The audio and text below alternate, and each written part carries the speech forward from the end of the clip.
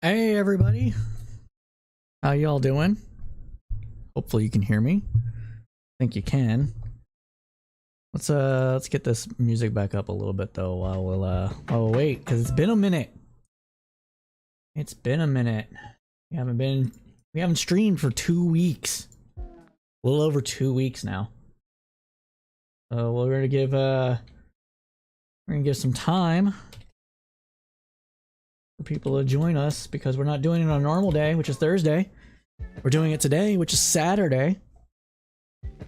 And the reason is, well, the title is wrong, so let's get that fixed too. There we go. The reason why we are just now streaming is because I needed a break from my vacation. So for people who don't know, I was in Scotland for 2 weeks. I got back on Wednesday.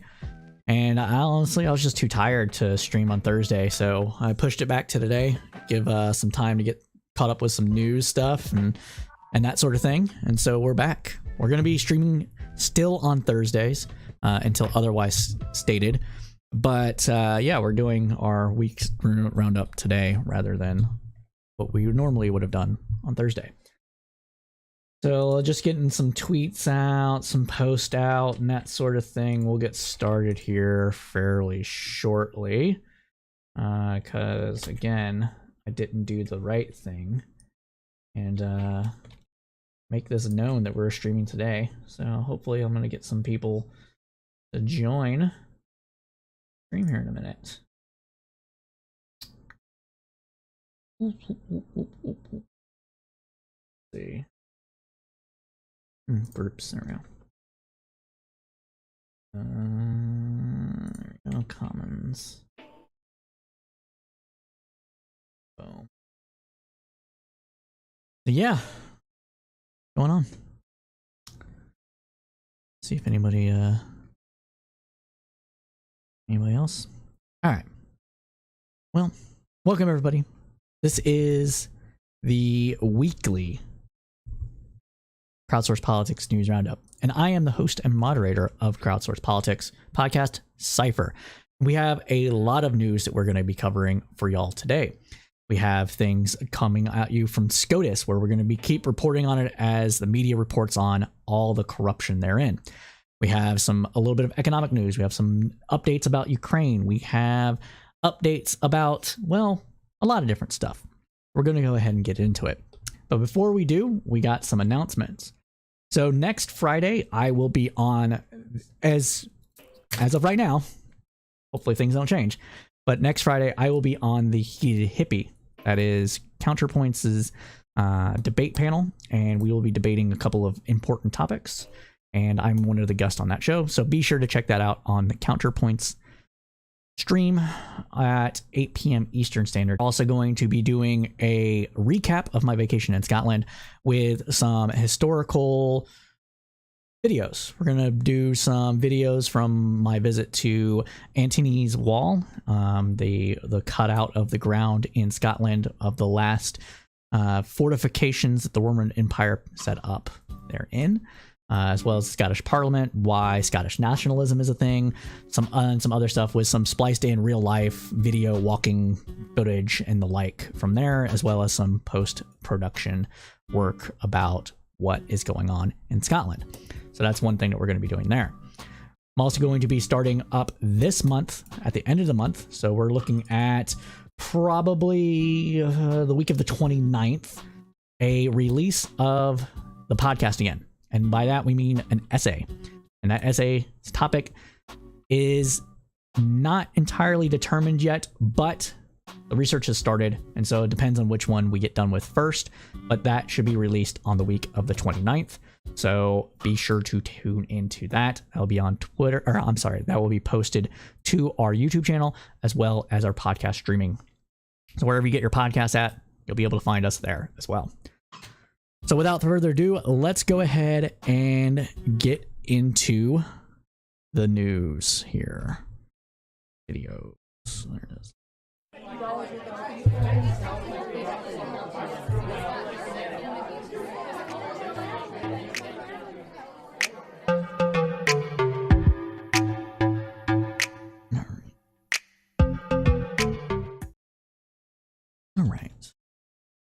We begin tonight with updates on Russia's war on Ukraine.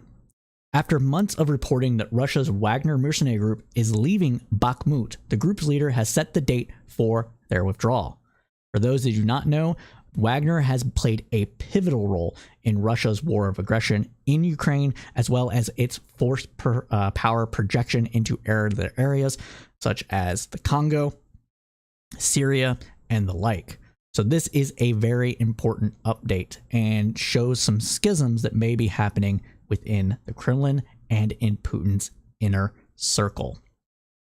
So in a sudden and dramatic announcement last Friday, the leader said that his forces would leave Bakhmut on May 10th.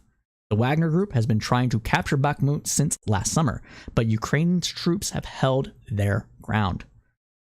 If the mercenaries hold to this announcement, it will end their involvement in the longest and bloodiest battle of the war.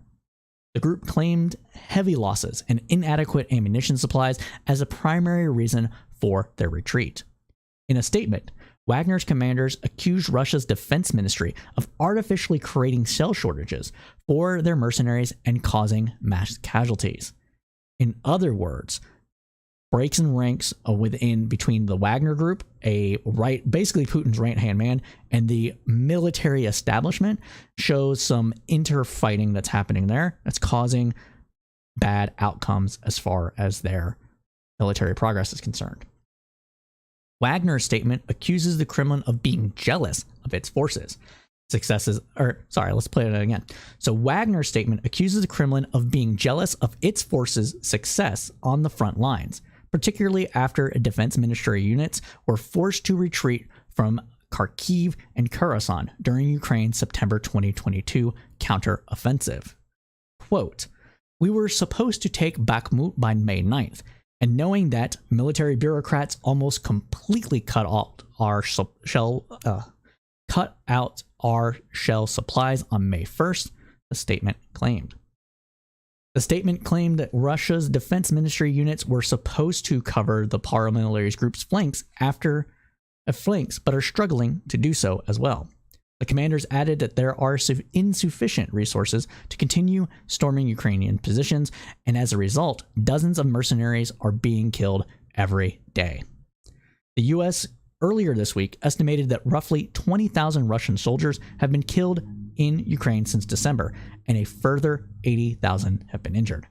Quote, "I have to withdraw and what's left of the Wagner to lick our wounds. Because without enough weapons and ammo, they are doomed to die without a cause," Prigozhin said in a statement, adding that he had decided to make the announcement public as the Kremlin had ignored his previous letters and demands. Continuing on in other news, Russia's forces in Ukraine are so degraded they cannot mount any significant offensive moves and are focused for now on consolidating control of occupied territories, according to U.S. intelligence chief. U.S. Director of National Intelligence, Orville Hines, said Putin's strategy is likely to be to prolong the conflict until Western support for Kyiv wanes. U.S. Ambassador to Ukraine Lynn Tracy has visited Paul Whelan, the American who has been detained in Russia since 2018 as well. Quote, "His release remains an absolute priority.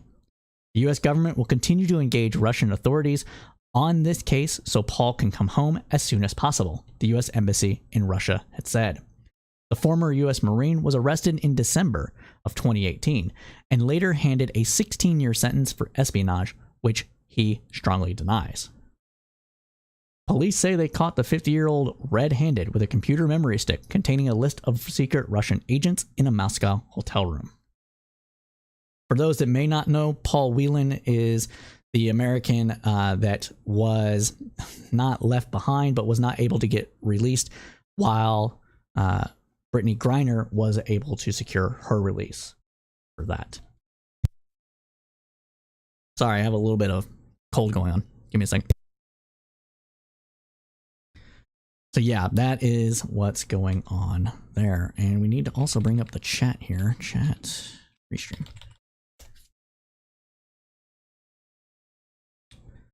All right, there we go. All right, So let's go. Let's continue on.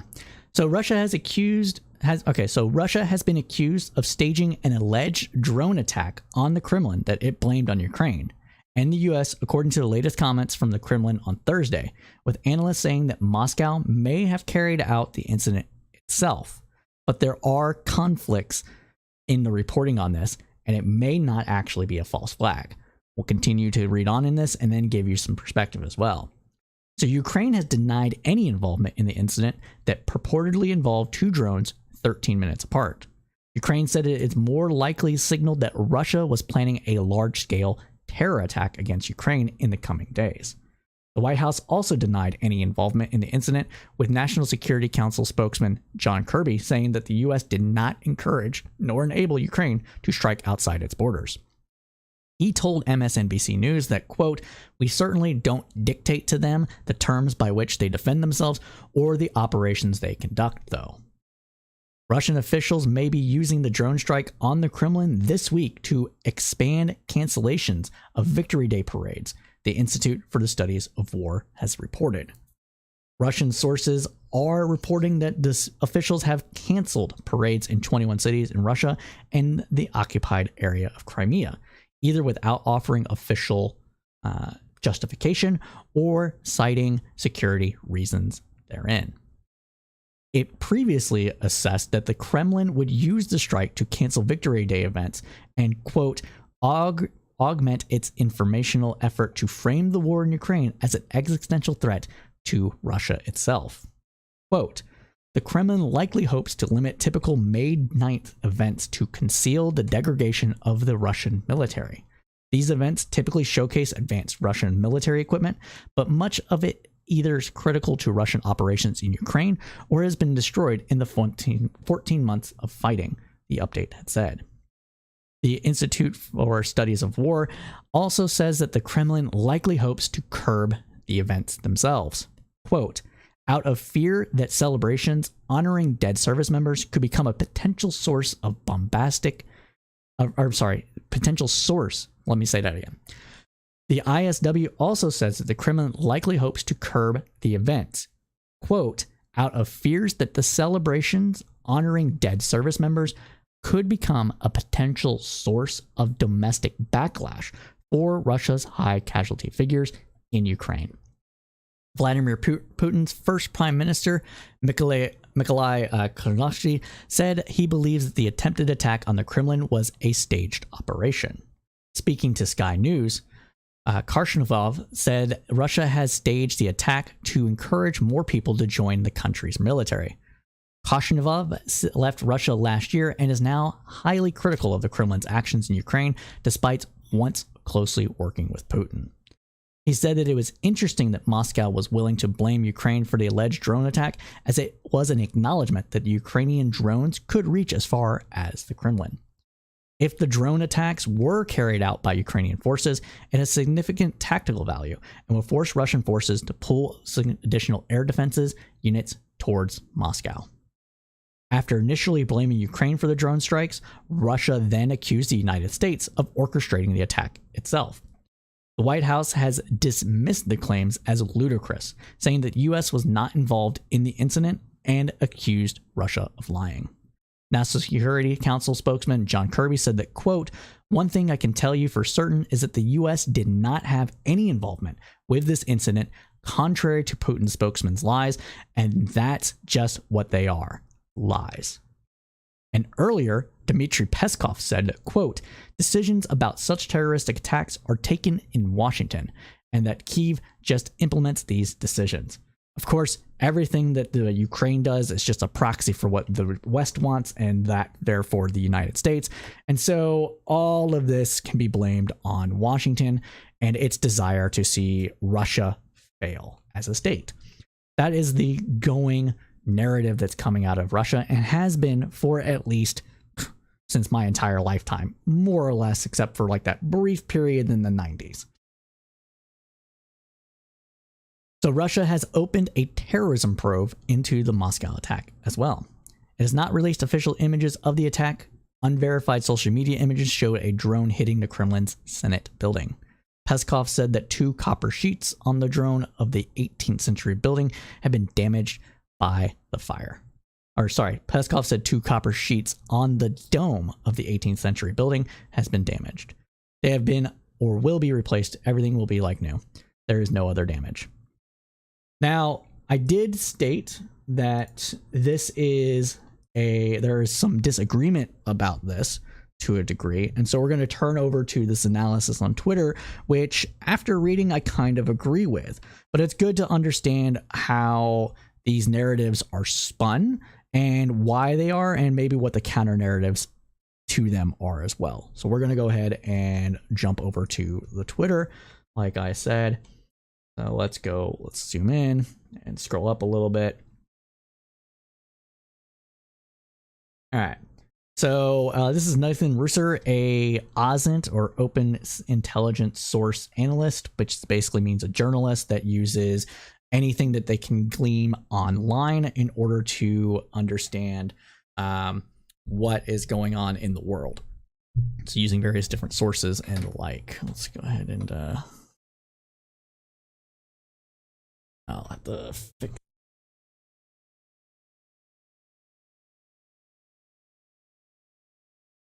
All right, can you hear me? All right. So he's saying, quote, "There's nothing wrong with saying no major developments today, blah, blah, blah." This is them basically saying, hey, the 24-hour news cycle is basically making us all have to, say that there's stuff going on when there's not stuff going on and what have you. And it's bad for the business and it's bad for everything else. So the reason he's saying that the Institute for Studies of War summary is so fundamentally flawed is because it fails to mention that there were 2 drones that hit the Kremlin and implies it was a single strike that took place when people were already on the roof, not 2 strikes, one of which took place 13 minutes earlier. So that can shape how people view this to a degree as well. He continues on saying that it fails to mention how irrevocably incompetent the strike makes Russia look. It fails to mention that the fact that this could be designed to pull air defenses away from other shaping targets to protect Moscow. It fails to mention any balance. It has very lazy one-sided analysis. Hard to expect more when you have a couple of people and a deadline of 5 to 6 hours to write 10 pages on an event that just happened without any clear information in the open source yet. Of course, it will be full of errors and incomplete. More broadly, the 24-hour news cycle problem is a massive problem for the online OSINTers, open source intelligence analysts, when reality along with shaping and military operations are happening on a scale of months, not hours, but somewhere with the institutional audience or ISW should know better. This thread is because I absolutely see the value of ISW, blah, blah, blah.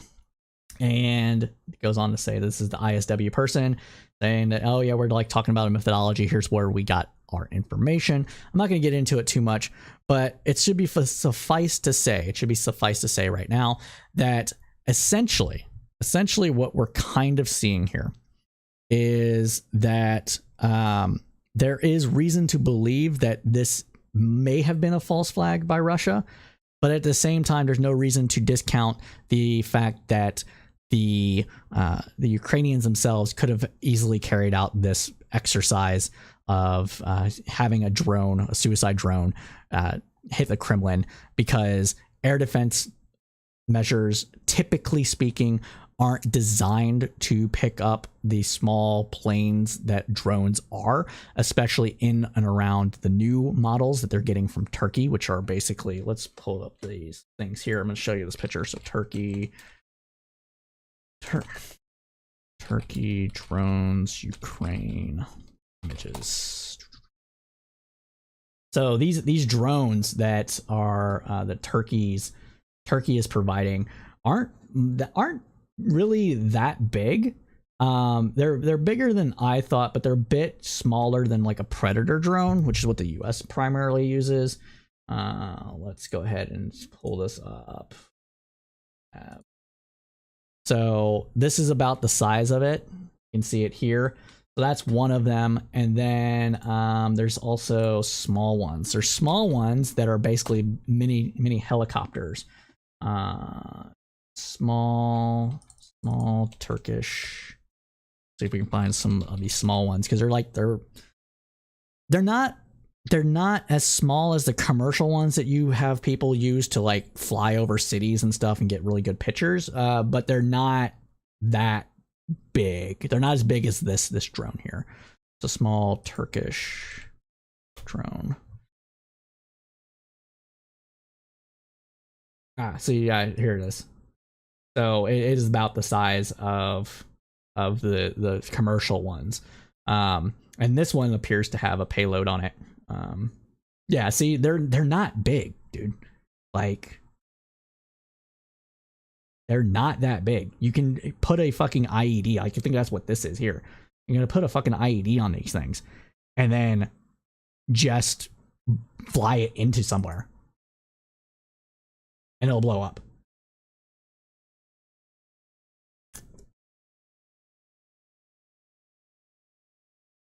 Designed to, so this one is designed to hover in place and cannot roam beyond the length of the electric cable. But yeah, this one's designed to be like flown inside like the lines to provide aerial support. Like, come on. So there's no reason to believe that Ukraine couldn't have done this themselves, even without US knowledge or backing on that. And I think that's important to point out. I really do. I think it's very important to understand that Ukraine has this ability. A lot of people have this ability. It's actually one of the reasons that Tigray and in Ethiopia civil war is still ongoing. It's because they're using these size of drones to basically use them as like guided missiles into like dugout positions and killing off massive amount of people that are held up in basically trenches or in buildings. And so it's important to understand just the scale that these things are. So that's one of the things I wanted to really point out here, and one of the failings of OSINT in general, because everybody's got a narrative that they want to push, and sometimes that narrative is just not going to be very accurate, to say the least.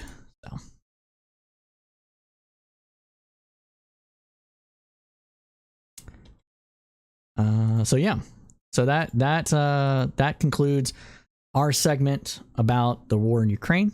So if you're just joining us, welcome everybody. This is the Crowdsourced Politics News Roundup. We do this weekly, typically on Thursdays at 8 p.m. Eastern Standard Time to roughly 10 p.m. Eastern Standard Time, covering the news that was with the kind of analysis only the crowd can provide. We do this on Thursdays to beat the big players in this space, which in this space, I'm talking like NPR, the Sunday news shows, like that's the kind of vibe we're going for on this. We're trying to get the news out of the way from last week, give you a nice little roundup, about 2 hours long, covering the biggest stories of the week with analysis that we can only get by talking to everybody else. That's what we're doing here.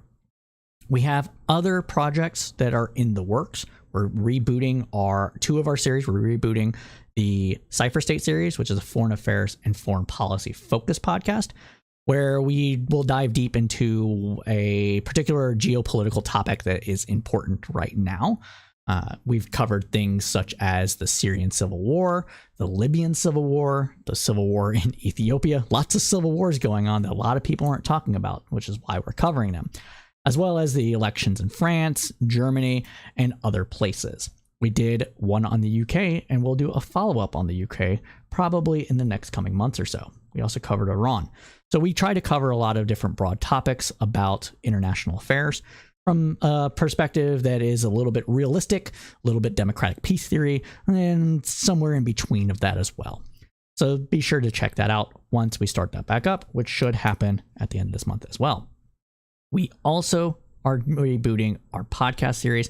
We're going to dive deep, anywhere between 45 minutes to about an hour and a half, somewhere in that time frame. Try not to go too long because a lot of long form content doesn't get watched. But we want to be able to dive deep into various topics and cover them with more analysis, more in-depth information of what we can do in our news roundup. So we're going to have that one published. It's going to be probably on the week of the 29th, as we said at the top of the news show, and it will be published both on YouTube and wherever you get your podcast streams from as well. So be sure to check out those. But we have to continue. We have to continue on with the news. So let's get to it.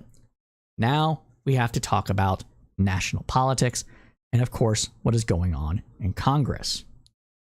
So let's get started in that. Our national politics segment this week is focused on the looming fight over increasing the debt limit ceiling, which is the central news topic of the week. House Republicans passed the Limit, Save, Grow Act late last month, which laid out their demands for raising the debt ceiling. The plan would lift the debt limit by $1.5 trillion or until March 31st of 2024, whichever comes first. The bill passed the House late last month, with all Democrats and 4 Republicans voting against the measure.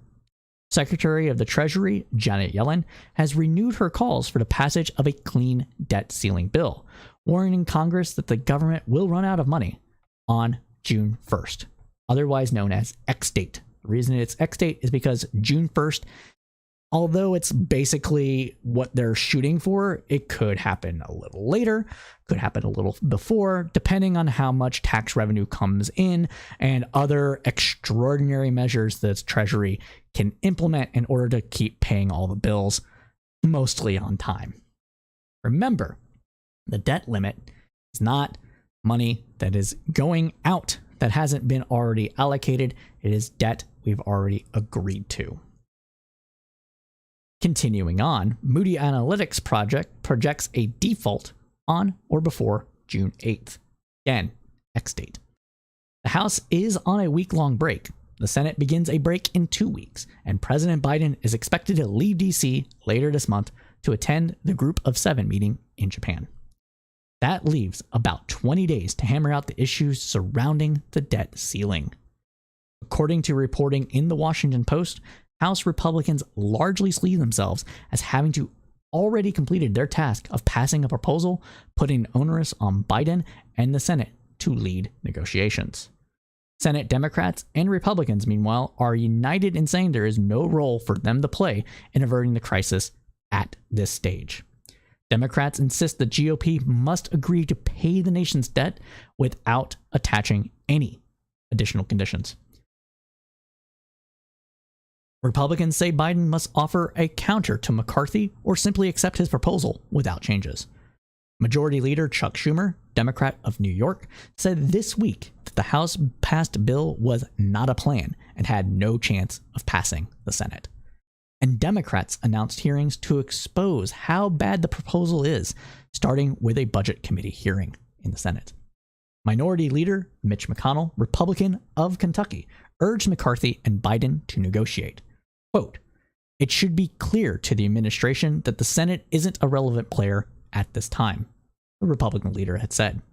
"The sooner the president and the speaker get about it, the better. In other words, not my problem. This is on the House GOP."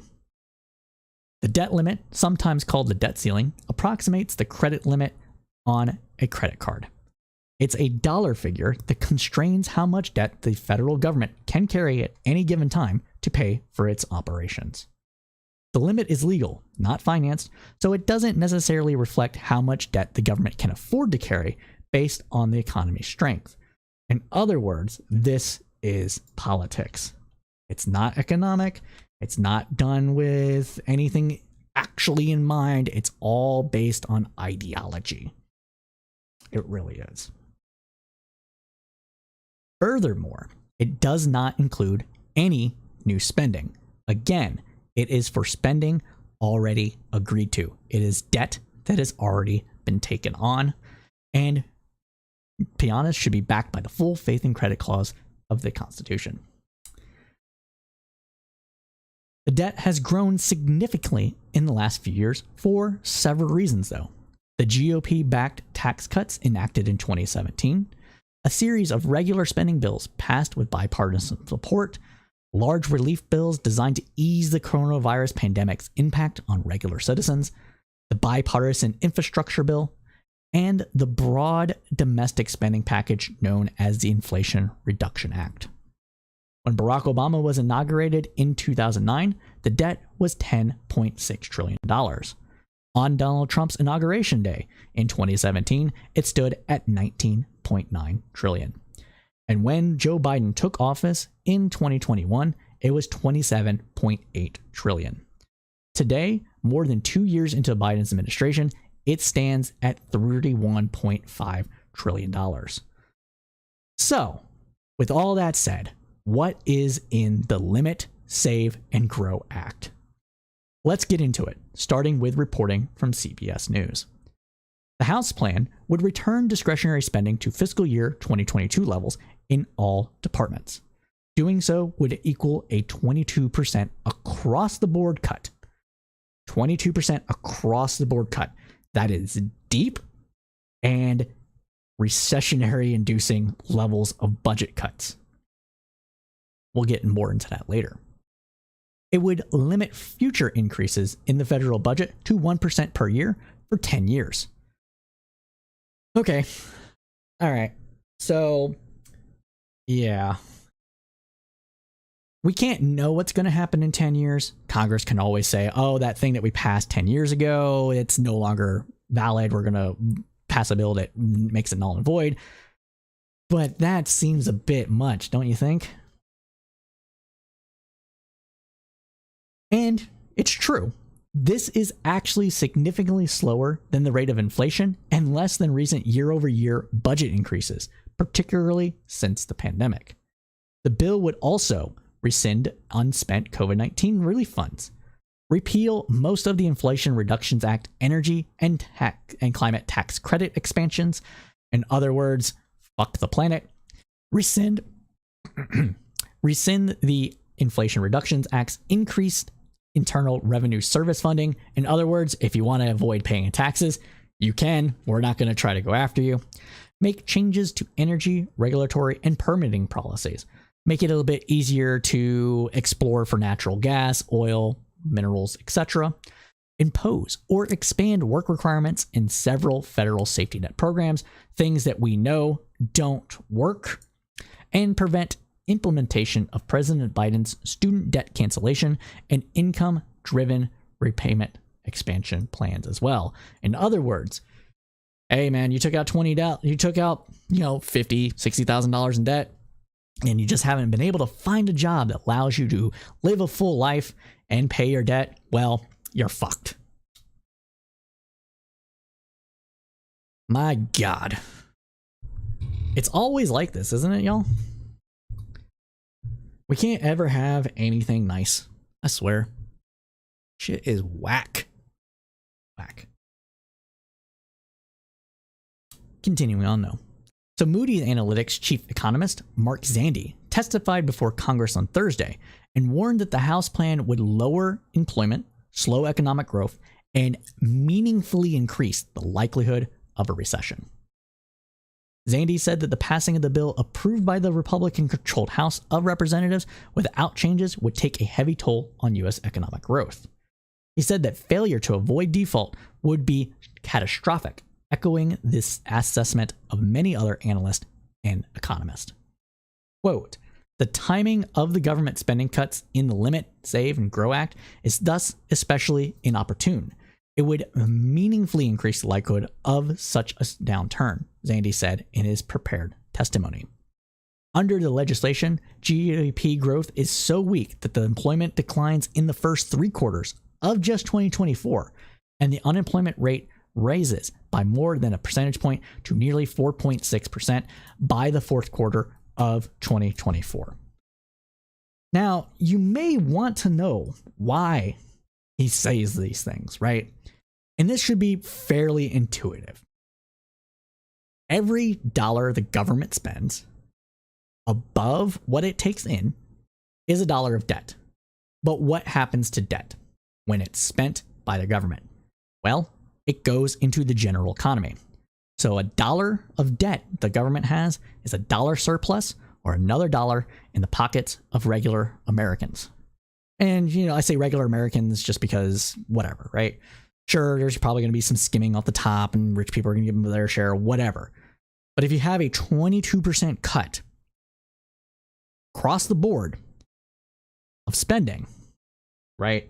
So what do we have here? So spending 2022 total cost. $6.2 trillion. Let's do that. So that's about 6.2 trillion is like 1/3 of the amount of GDP, roughly, right? So 6.22 times 0.22, $1.3 trillion of less money circulating in the economy. Yeah, that's not going to cause a recession at all. Oh, you're not going to see just poof. Because if the money is taken out, it's going to come from somewhere else. People are going to raise prices, cut jobs, etc. in order to, maintain their profit revenues, be able to just still make payroll, etc. It's not going to be good. It's not going to be good at all. Continuing on, though, the fact that the bill would raise the debt limit for less than 1 year is also a problem, Zandy said. It sets up another political showdown over the issue in just a few months that would weigh on investors, business, and consumer confidence, and thus economic activity. And that should make sense as well. That should make intuitive sense. If you don't know where the government is going to be and with its spending, whether or not it's going to raise the debt limit again, it creates this level of uncertainty that makes it very hard to manage risk. And as everybody likes to say, man, these Wall Street investors and these job creators are very much the risk takers that drive the engine of our economy.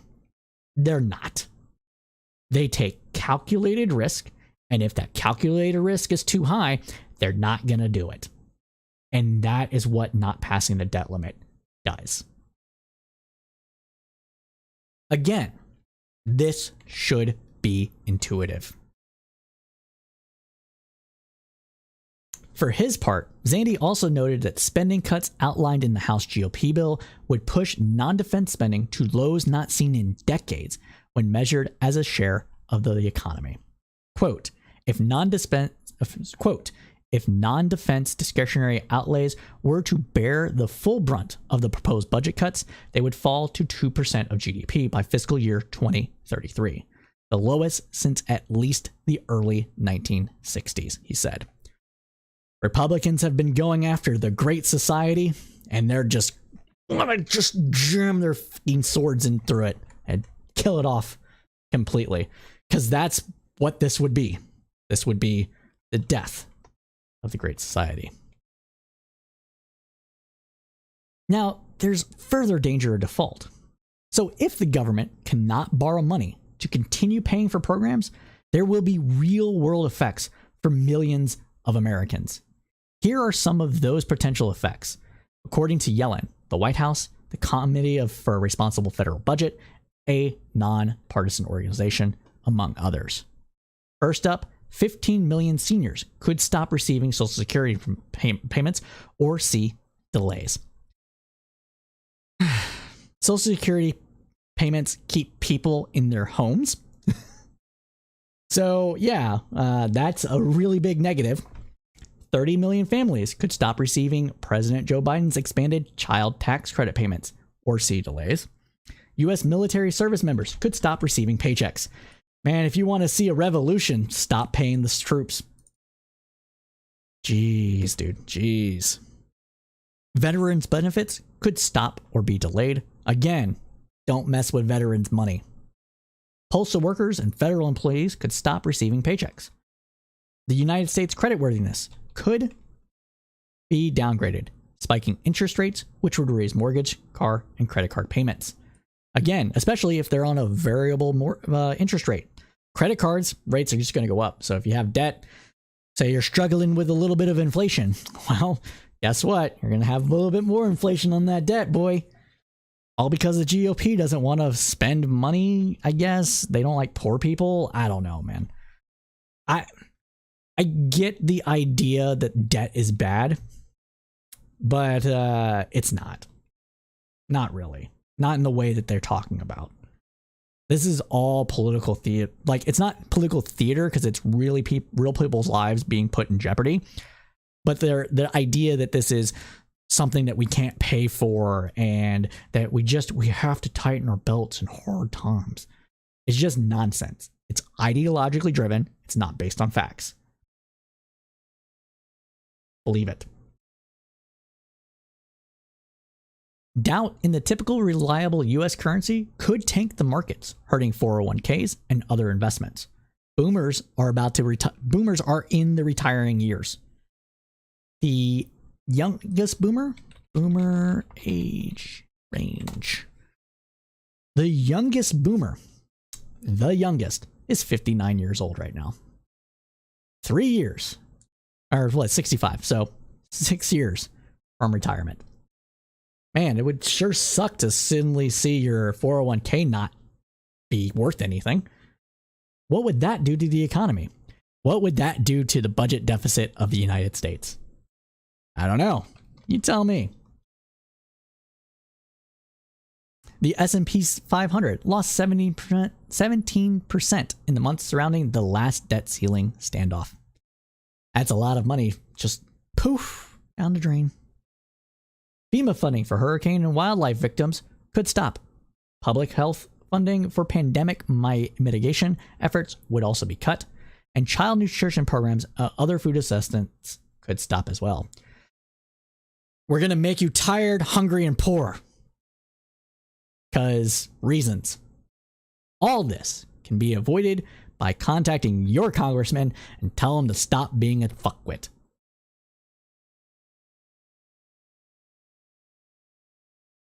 So Moody's Analytics has estimated that even a long impasse over the debt ceiling could cause the loss of nearly 6 million jobs, increasing the unemployment rate to 9% from 5.2%, and cause the stock market to lose about a third of its value, wiping out more than $15 trillion in household wealth.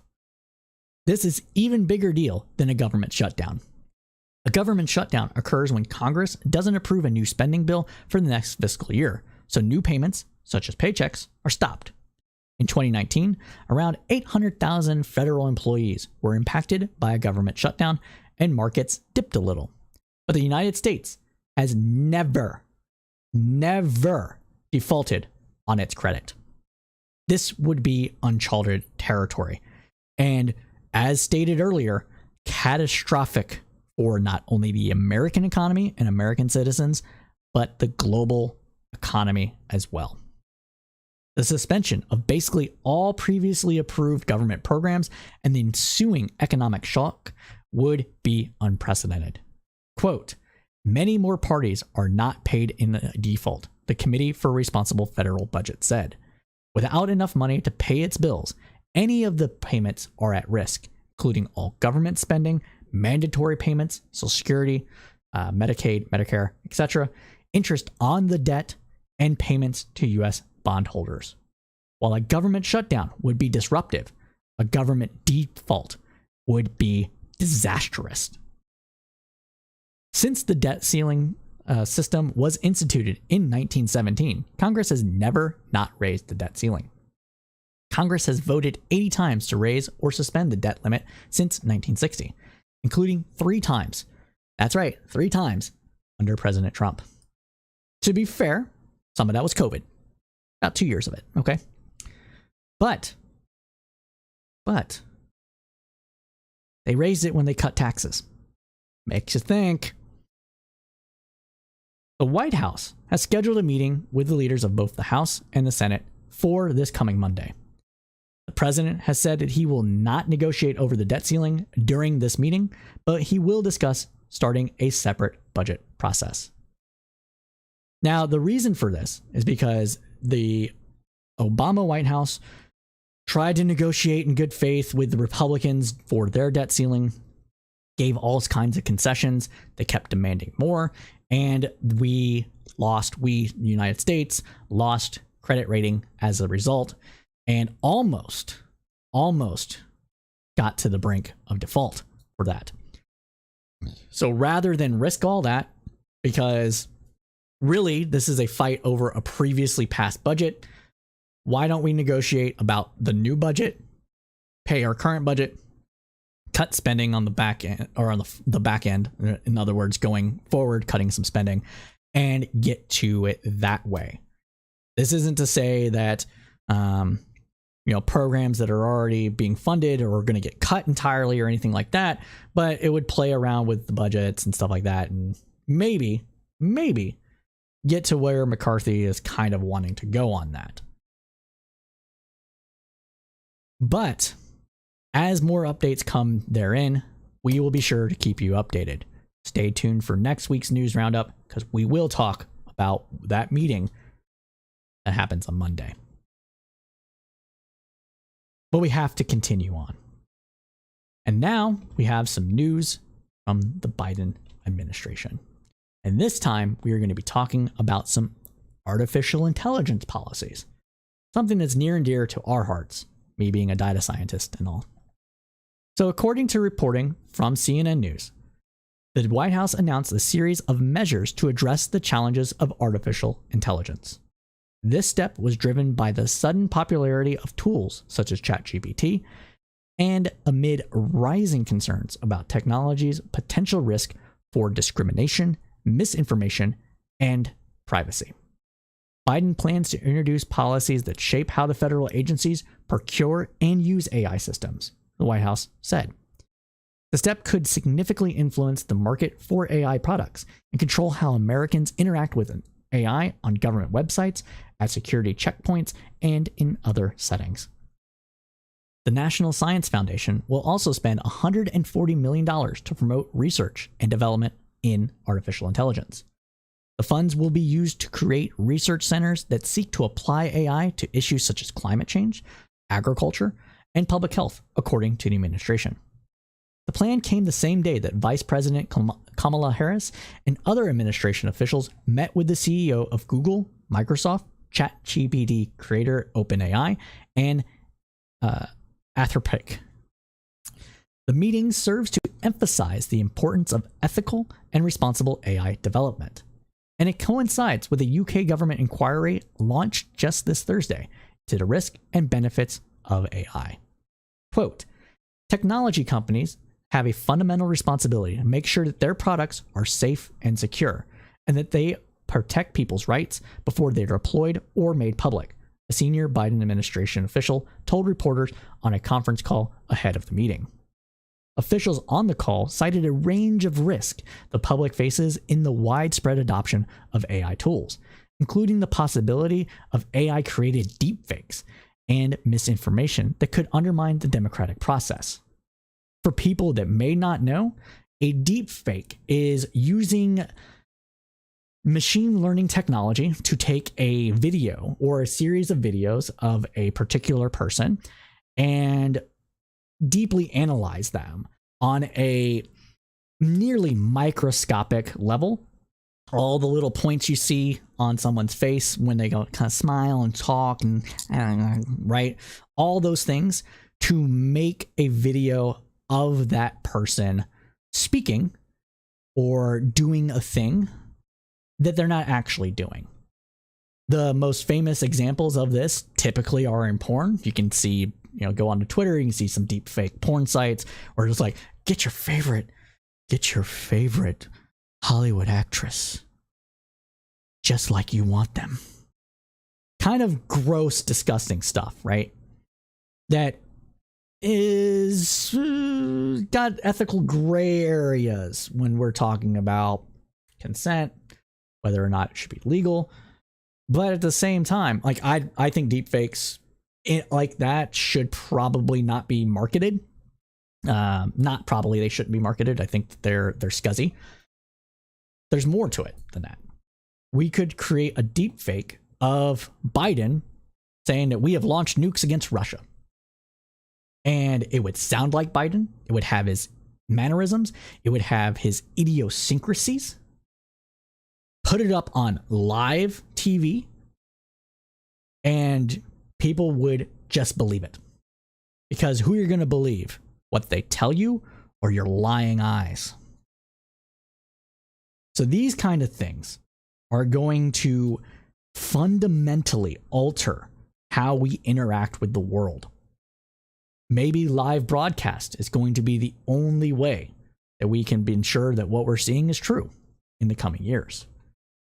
And rules and regulations around the use of this technology, not its existence. Its existence is that genie's not going back in the bottle. Okay. And it has legitimate purposes. For example, say I want to employ an AI tool to help me make videos quicker. Maybe I write a script and I tell this AI tool to, like, I want to speak about this topic and I want to move this way and do all these things and I want it to sound like me. But I don't really have the time to sit down and record it and I want it to be perfect. First take perfect. Well, can do that with an AI tool or a series of AI tools anyways. Right now, there's not one, as far as I know, there's not one that handles it all. Right. And that's perfectly fine. I consented to it. It's information that I created. At the same time, we have all these issues when it comes to fake and disinformation. Fake news, disinformation, lies, truth in advertisement, etc. So when the government comes out and talks about these things, they are not just trying to control a nascent technology to stop or shape narratives or what have you. These are actual important things that the government has an interest in for our interest. Straight up. You can not trust the government all you want. I'm not going to say that you should trust the government. Maybe, just at the same time, this is something that's absolutely necessary. And not only that, not only do we have these issues with disinformation, fake news, deep fakes, porn, revenge porn, otherwise unethical things, slander, libel, etc., but we also have issues when it comes to job losses. So job losses linked to rising automation, biased algorithmic decision making, physical dangers arising from autonomous vehicles, and the threat of AI-powered malicious hackers are also on the White House list of concerns. The job loss one is of a primary importance because if people can't eat, it's going to create societal upheaval and destruction for the most part. Every single time we've had massive waves of disruptive technological advancements, the political system, trust in society, safety has always not, and the solution of all these things has not been far behind. Again, these are things the government needs to look into. And in a readout following this meeting, the White House said that Biden and Harris, quote, were clear that in order to realize the benefits that might come from advances in artificial intelligence, it is imperative to mitigate both the current and potential risk AI poses to individuals, society, and national security. For Biden's part, he said, quote, underscored the companies have a fundamental responsibility to make sure that their products are safe and secure before they are deployed or made public, according to the White House. And testifying before Congress, members of the Federal Trade Commission have argued that AI could turbocharge fraud and scams, which should surprise no one. Its chair, Lena Khan, wrote in the New York Times op-ed this week that the U.S. government has ample existing legal authority to regulate. Let me say that again because I accidentally hit my mic. So the Federal Trade Commission chair, Leon Khan, wrote in a New York Times op-ed this week that the U.S. government has ample existing legal authority to regulate AI by leaning on its mandate to protect consumers and competition. Last year, the Biden administration unveiled a proposal for an AI Bill of Rights, calling for developers to respect the principles of privacy, safety, and equal rights as they create AI tools. And the reason why we say equal rights here is because our artificial intelligence, augmented intelligence, machine learning is largely based on past data. And if the past data is biased due to its collection process, the people that created it in the first place being biased, then it's going to bake those biases in and create problems. So it's not, yes, a black box AI system, if it has racist garbage training it, can be racist. That should surprise nobody. So don't jump down my throat when I call out these things because it's true.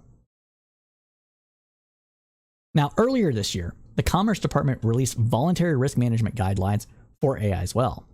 The guidelines could help organizations and businesses govern, map, measure, and manage the potential dangers in each part of its development cycle.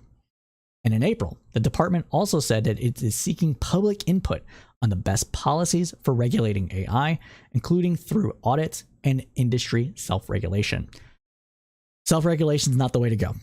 Audits are a way to go, and honestly, black boxing some of this information behind intellectual property is probably not a good idea.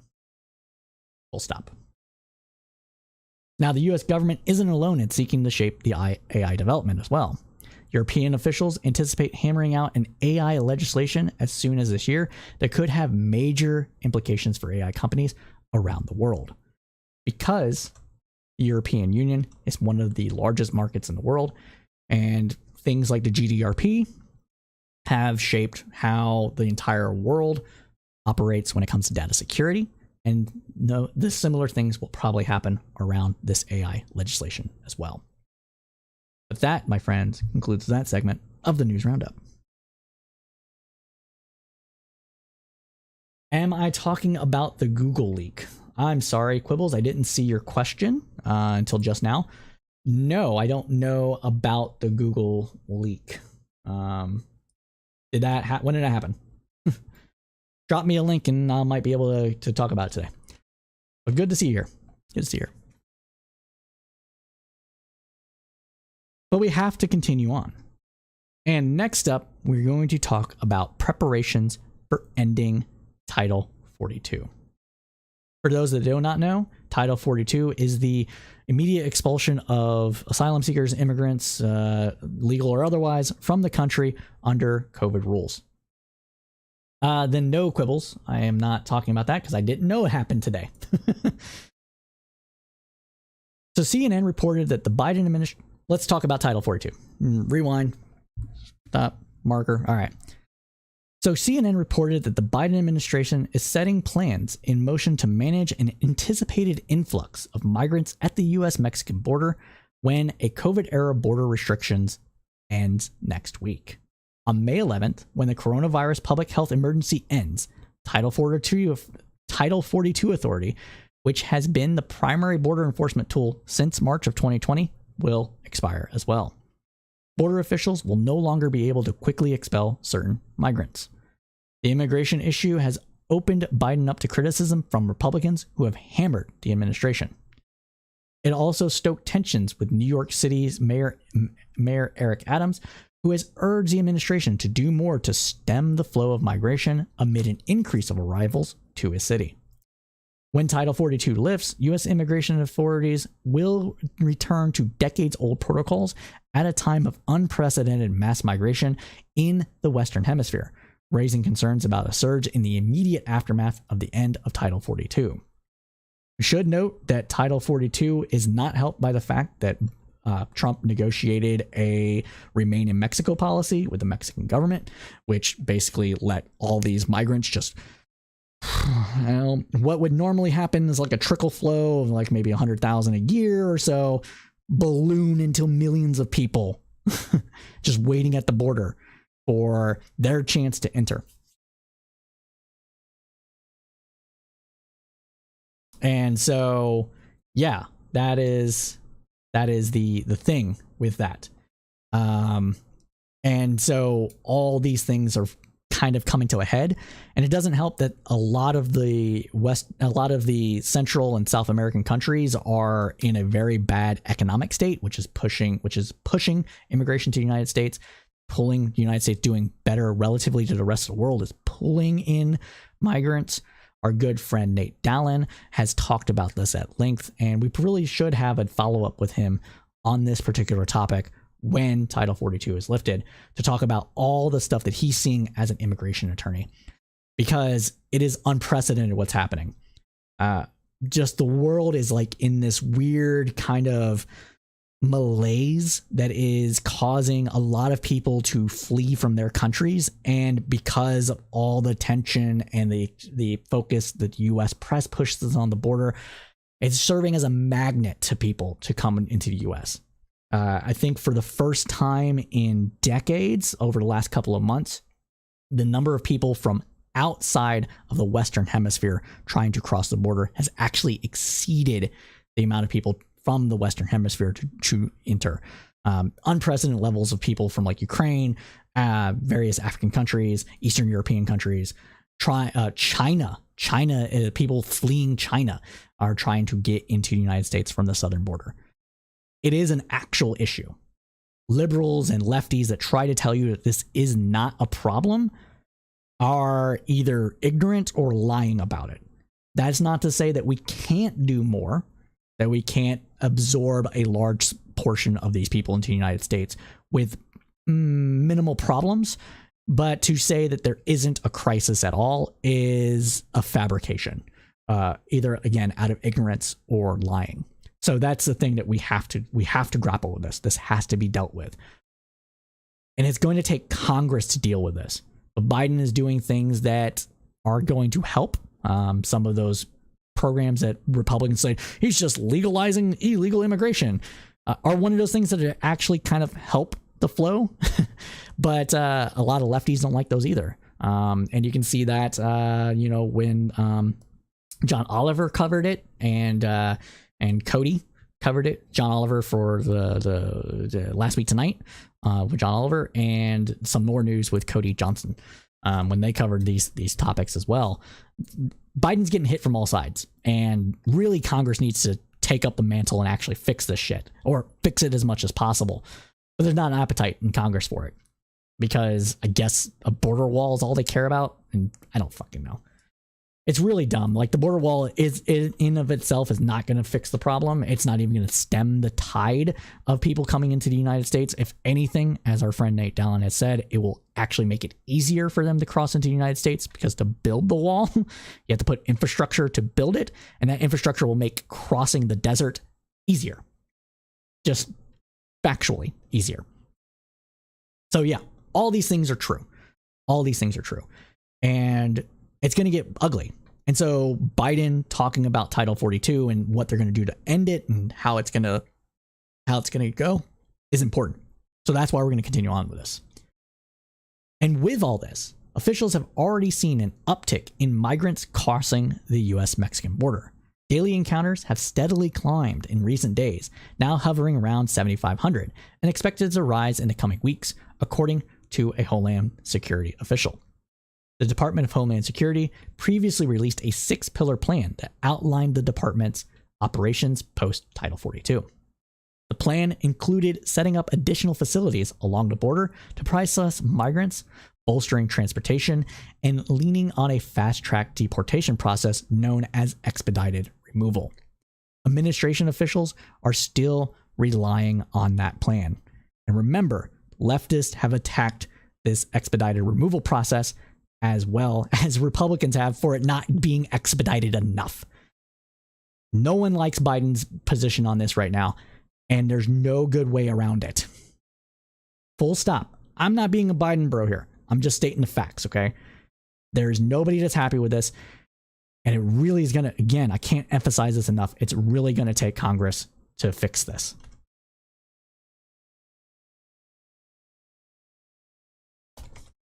Administration officials are still relying on that plan, as we stated. Quote, "We are surging resources to our border, modernizing processes, attacking the smuggling operations with unprecedented law enforcement focus, strengthening our immigration enforcement tools of expedited removal, and working to increase information sharing and resources for local communities and their nonprofit organizations," Homeland Security Secretary Alejandro Mayorkas said in a news conference just last week.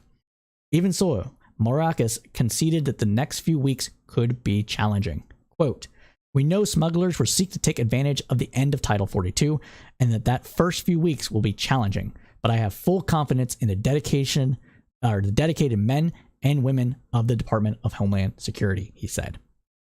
The Department of Homeland Security also notified Congress last week of its intent to reprogram funds within the department's budget to support needs to secure the border.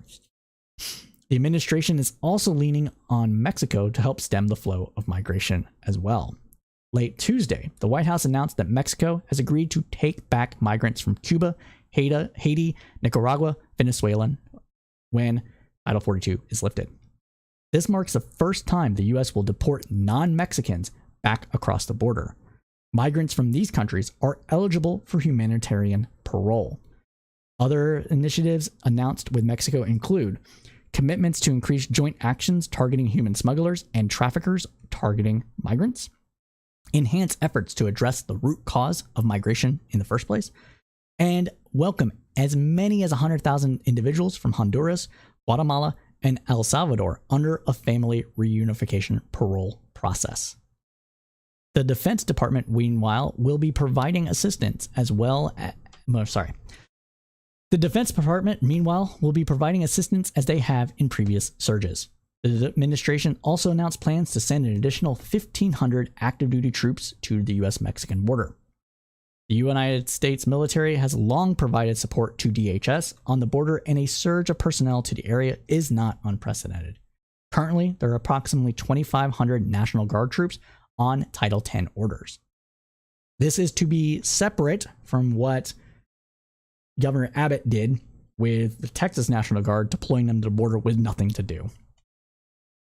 Quote, at the request of DHS, DoD will provide a temporary increase of an additional 1,500 military personnel for 90 days to supplement Customs and Border Patrol's efforts at the border, a U.S. official said in a statement.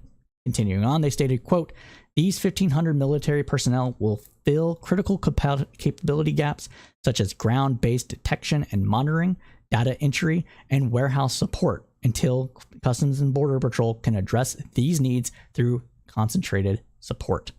They will not be doing any law enforcement work whatsoever, and they're not legally allowed to. So there is that.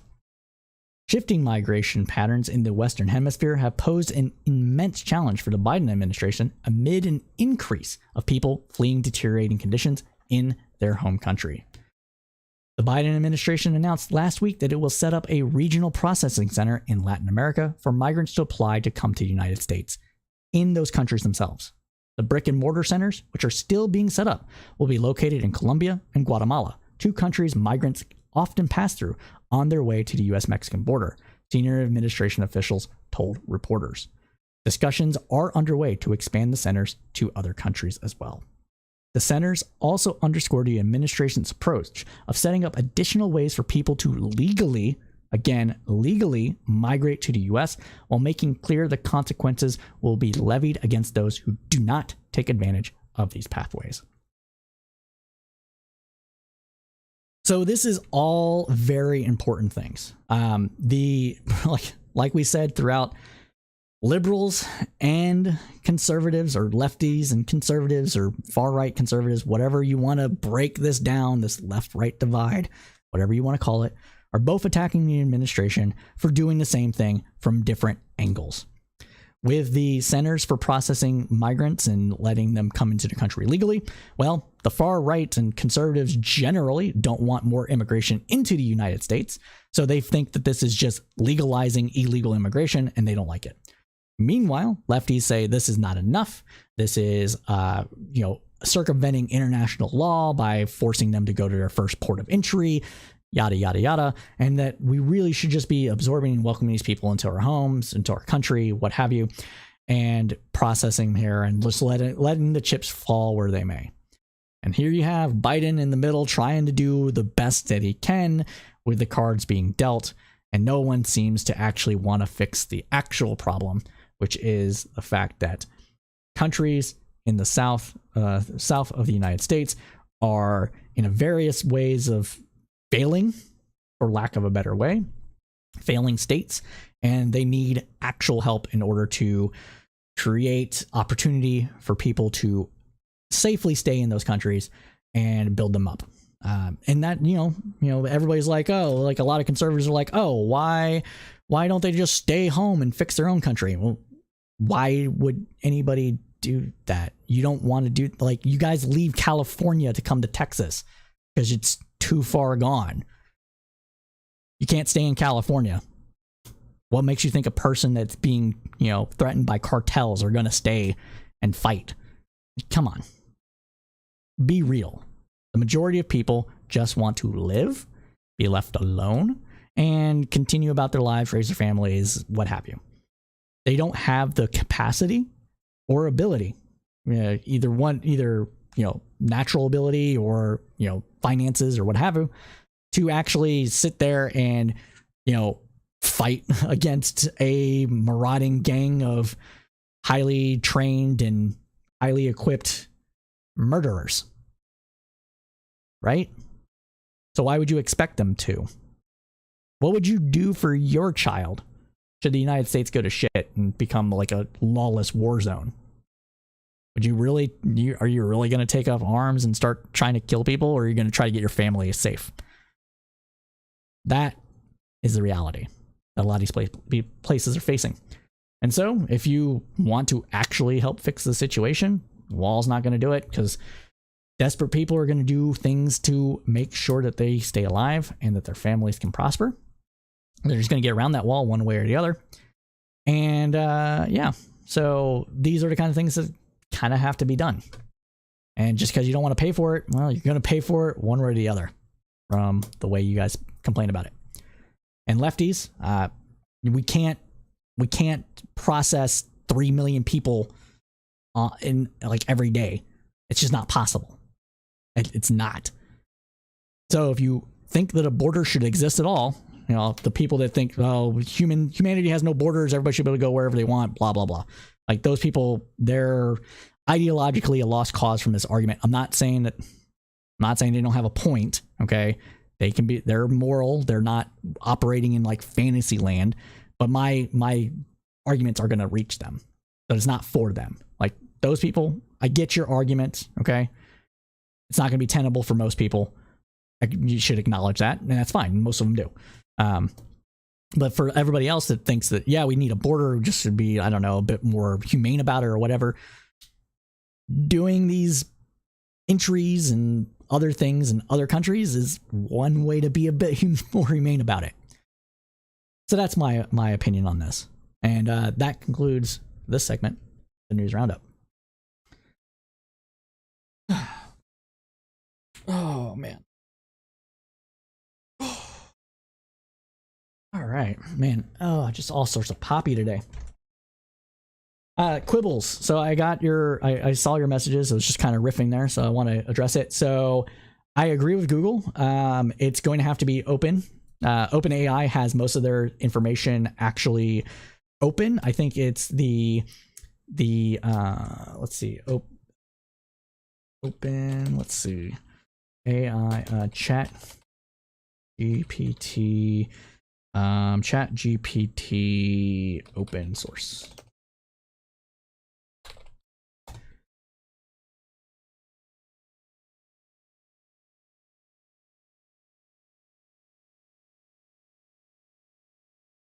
Okay, so the chat GPT itself is not open source, but there is an open sourced rival to it that is coming out. Much of the infrastructure that kind of powers these things, these large language models and that sort of stuff are open sourced. So I agree with Google on that. I do think that they're right. It can't be in the power of one company. That gives far too much leverage to that company for it. So yeah. So what else? Well, you know what? Let's go ahead and continue on with the news program here. To edit out of these, and then where are we at? Here we go. Sorry. All right.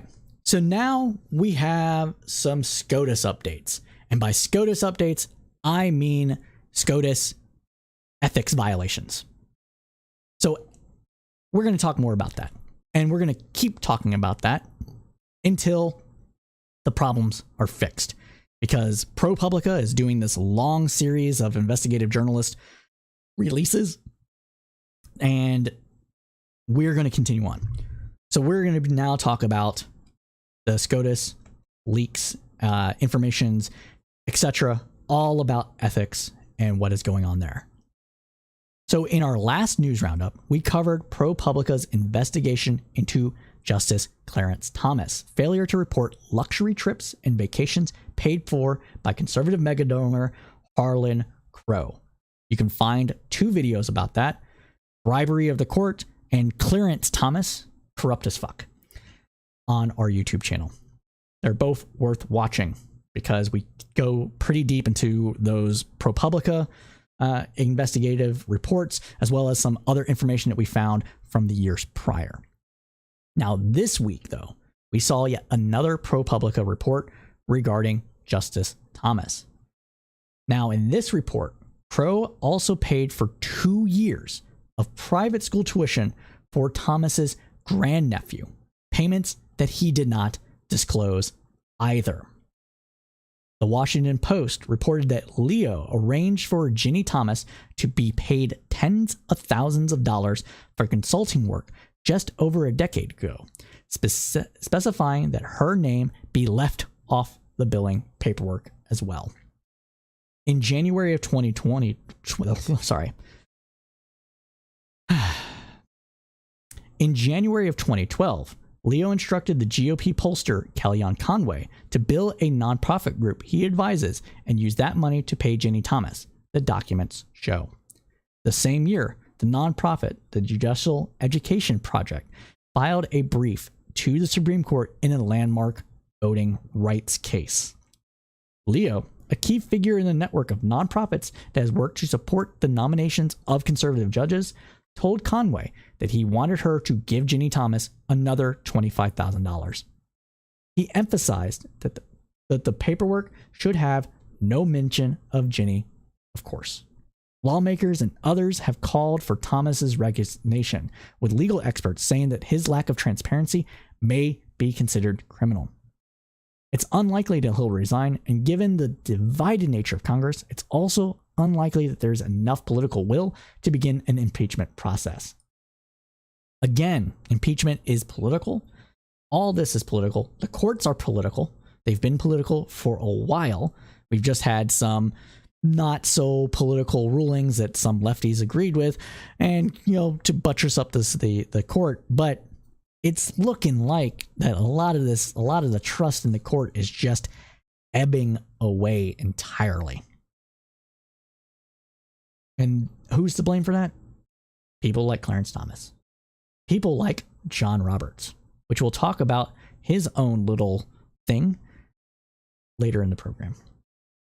So in the ensuing weeks, we've learned that Thomas isn't alone in failing to report financial details either. Justice Neil Gorsuch came under fire as Politico reported he sold real estate to the head of a law firm with business before the court. This concerned a 2017 transaction that took place days after Gorsuch was sworn in as a justice. And Chief Justice Roberts has also come under scrutiny, with reports that his wife earned more than $10 million in commissions as part of her work as a law firm recruiter. Everybody's got their money in the pot. Some of those law firms have had cases before the Supreme Court as well. Conservative-leaning justices, including Gorsuch and Justice Brett Kavanaugh, have also raised eyebrows for attending events and socializing with right-wing politicians and figures. Gorsuch appeared last year at a closed press event for the Federalist Society, along GOP politicians, and Kavanaugh attending a holiday party hosted by the head of the Conservative Political Action Coalition, or CPAC. Last year, just 25% of Americans said that they have a great deal or quite a lot of confidence in the Supreme Court, per Gallup, its lowest rating in 50 years.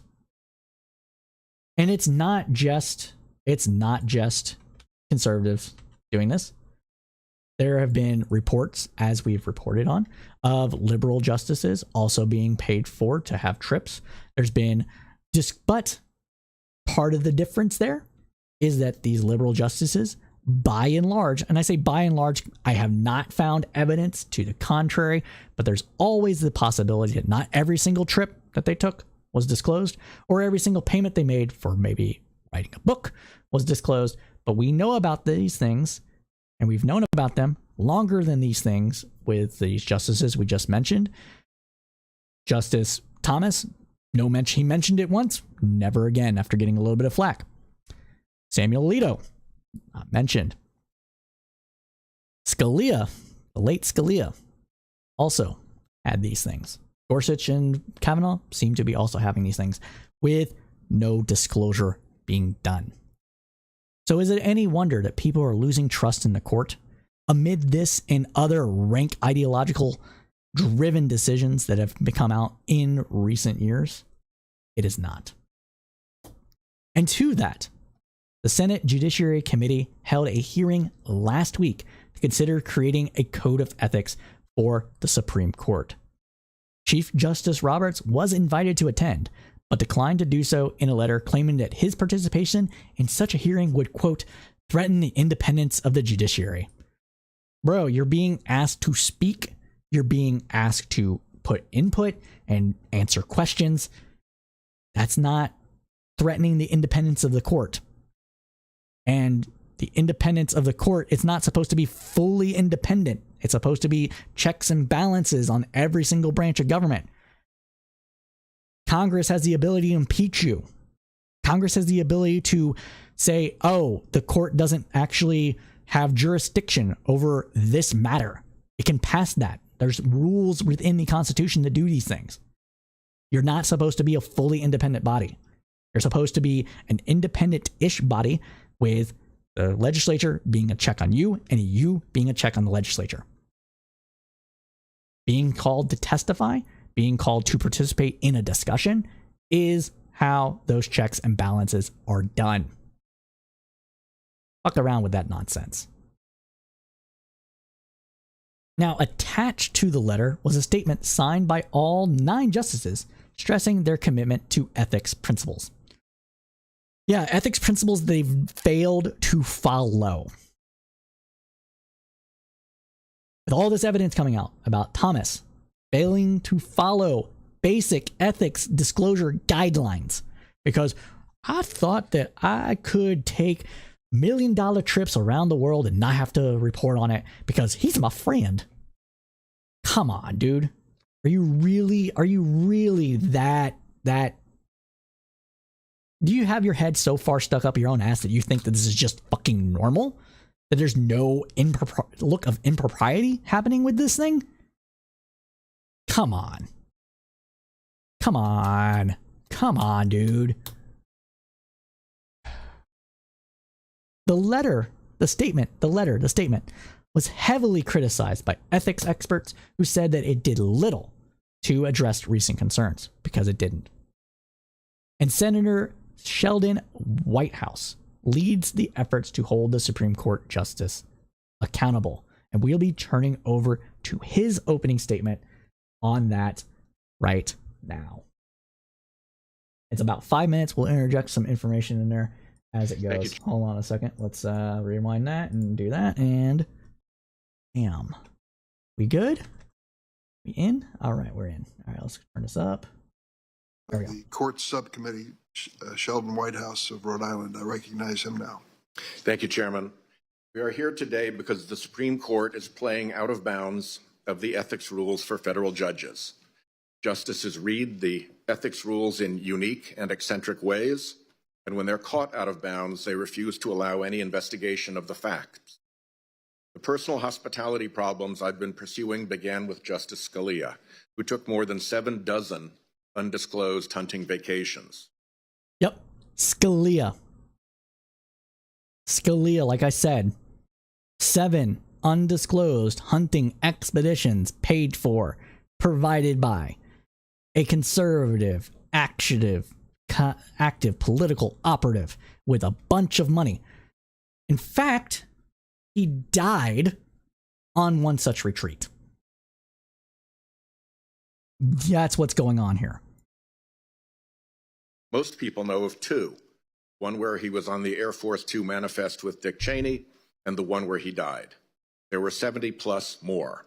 It was systematized.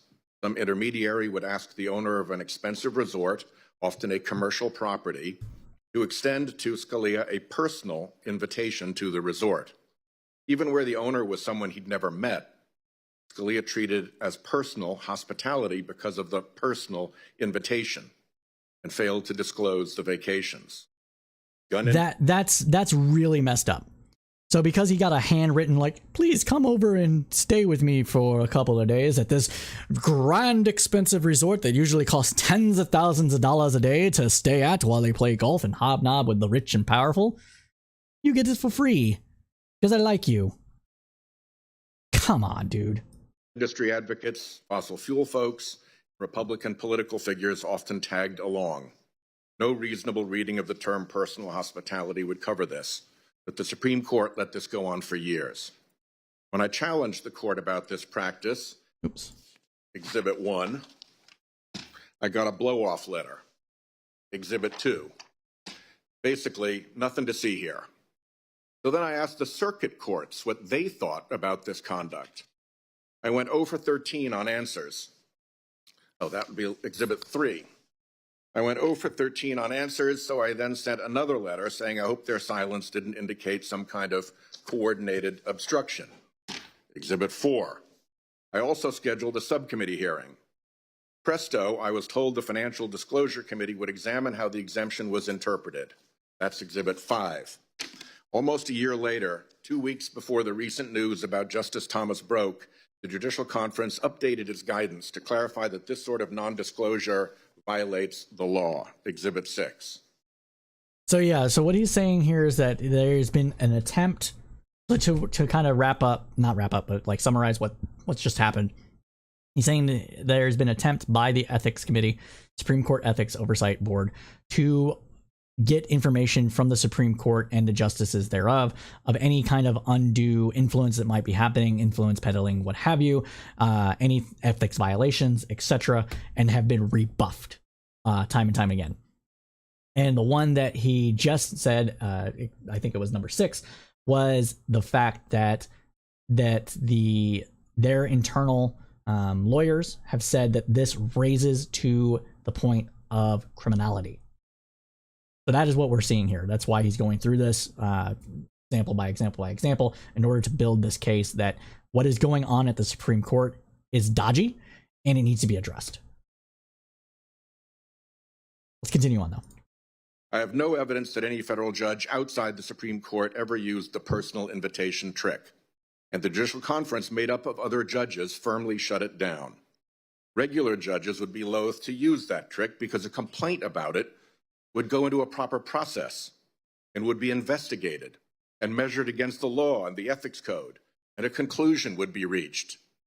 So he's making the case here that basically the Supreme Court is kind of, it shouldn't be, but it seems to be outside the bounds of what would be normal processes for judges that do similar things, and that we need to rein in the Supreme Court and hold them just as accountable as we would any other judge that appears to be bought and paid for. And that conclusion could be embarrassing.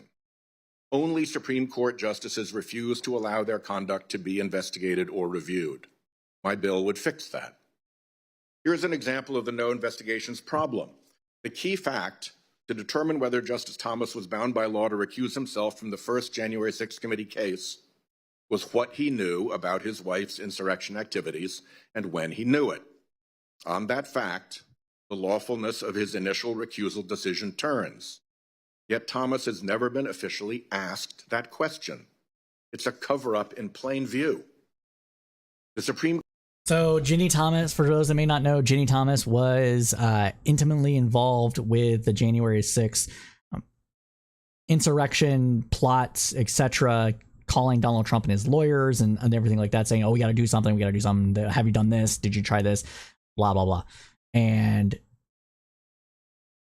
when it comes to the Supreme Court, if your spouse or yourself are intimately involved in that the outcome of that case, then generally speaking, you should be required to recuse yourself from making judgments on that case, because you're too personally involved in the outcome of that case to make a judgment, an unbiased judgment. I would say that maybe at times unbiased judgment may not even be possible, but when it comes to things of that nature, that should require recusal. should require it. And especially if the outcome of that case intimately affects you. So that's what we're seeing here. Thanks for the follow, Alex. Appreciate it. Court alone among federal courts is okay with that. My bill would fix that. Which brings us to Justice Thomas's recent non-disclosure of supposed personal hospitality from a right-wing billionaire and its problems. First problem, private jet travel is not in the personal hospitality exemption. True. Which is limited to food, lodging, and entertainment. Exhibit 7. Some textualist, by the way. Second problem. So that dig is that textualization of law basically says you have to read the plain text language of a law in order to hew to the original meaning and how people could go about interpreting that law as closely as possible. It's not an originalist intention because it's basically, it doesn't care about what the intent of the law was, but it's more along the lines of the text of the law states X. You can't go beyond the text of the law. And the text of the law that being in question here basically says only hospitality things such as having a private meal are things you don't have to report because we're allowed to have friends, you're allowed to feed each other, what have you. And that's why that dig was done. Pretty good one too. Let's continue on. Thomas said it was okay because he'd asked colleagues. But that financial disclosure committee, Scalia, it's there to ask about financial disclosure. Setting aside that its name should give a clue, Thomas knew the committee existed because concerns about his yacht and jet travel gifts from this billionaire were referred there. So this billionaire is referring to this guy. This is Crow. That's Thomas. And these are other political activists. I don't know each one of them. This guy kind of looks like the person that's in charge or was. No, I'm not even going to say that because I'm not sure. So I don't know who these three are, but this is Crow. This is Thomas. There in 2011, after some of these gifts were first revealed in this New York Times story, Exhibit 9. Third problem. Let's emphasize this, okay?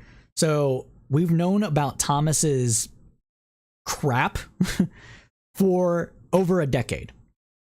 That 2011 article that he just said about from New York Times about that meeting wasn't the first article that comes out about Thomas doing stuff that appears to have unethical implications. At least appears to be. There was another one in, I believe, the LA Times from 2004. Okay? Like, this goes back a long time. And people might be like, oh, why are you just talking about it now? We're not just talking about it now.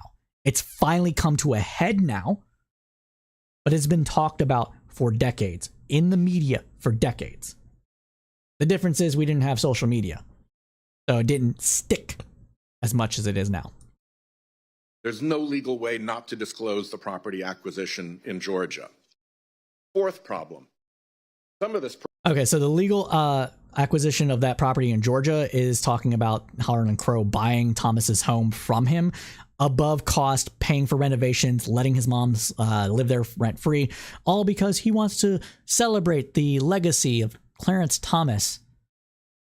If it's one thing these people care about a lot, it's legacy. And that is going to be it's going to have a lot of weight about what people do for Crow. This is why this is why the Supreme Court is paid as highly as it is. This is supposed to be why the Supreme Court is a lifetime appointment, to help prevent political influence such as what is going on here.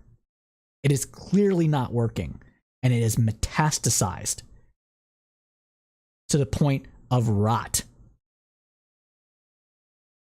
And that's a fact.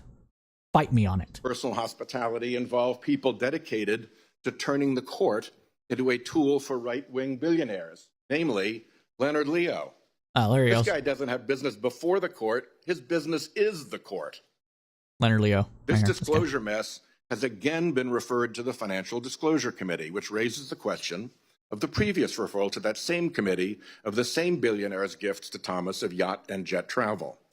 The rules seem to require the committee to report its findings to the Judicial Conference. The records of the Judicial Conference are public, and the records of the Judicial Conference contain no mention of any such report. No, in other words, all this stuff is supposed to have been reported. It was not.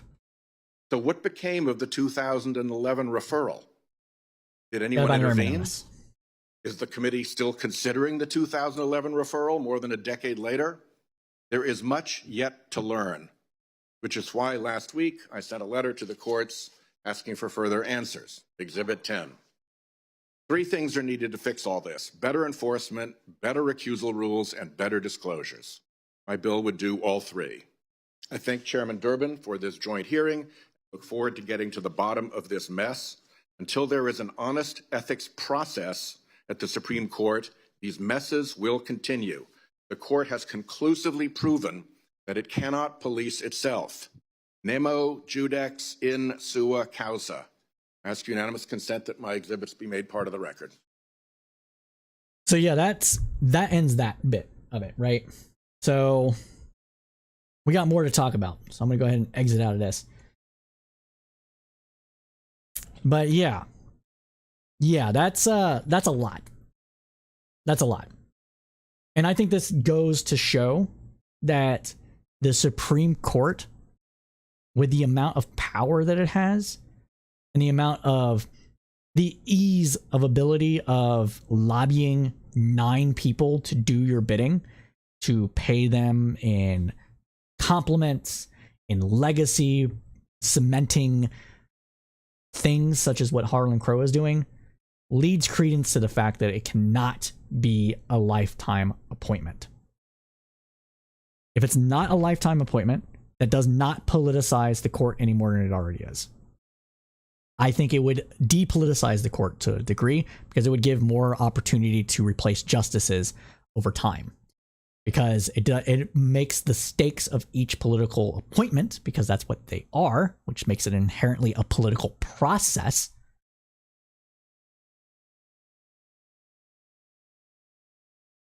Makes it a political process that we have this thing. And that is making it to where it is not a lifelong appointment. 10, 12 years, whatever. I don't care, as long as it's not a lifetime appointment. The shorter the appointment, somewhat the better, but it should be over 8 years. It shouldn't be a single president's term. Yeah. Can you link me, Jack and Ard? I will get to it after I wrap up this bit. We're almost done. So continuing on, though, Senator Dick Durbin, Democrat of Illinois, who chairs the Judiciary Committee, said Thursday that he believes that all justices should be held to the same ethical standards as every other federal judge. He renewed calls for legislative action on a code of conduct. That code that applies to lower court requires judges to, quote, avoid impropriety and the appearance of impropriety in all activities. If judges breach this code, they can be investigated and reprimanded through a separate complaint process. The justices say they follow the spirit of that code, introduced in 1973, but they have never formally adopted one of their own. We're the Supreme Court, baby. You can't keep us down. We are supreme. It's right in the name. You can't tell us shit. Is basically the attitude that they're taking. There is also no procedure for complaints to be investigated short of the drastic step of impeachment by the Senate as well. So yeah, lots of stuff like that. And like I said, this gives me even more reason to believe that it should not be a lifelong appointment, and it should be, under 20 years, but over 8 years of how long a justice remains on the bench. And, the justices that are there now, draw straws. First one, shortest one gets kicked off first. Sorry. Just the way it is. Fairest way to do it. Sorry, bro. Don't know what to tell you. But that, my friends, concludes this segment of the News Roundup. Now, Jack and Ard said there's breaking news in Texas that I might want to look when you're done streaming. Oh, when I'm done streaming. Okay. I'll check it out, Jack and Ard. Sorry. But yeah, cool. Yeah, we'll do that. We'll do that. Let's see if I got any messages.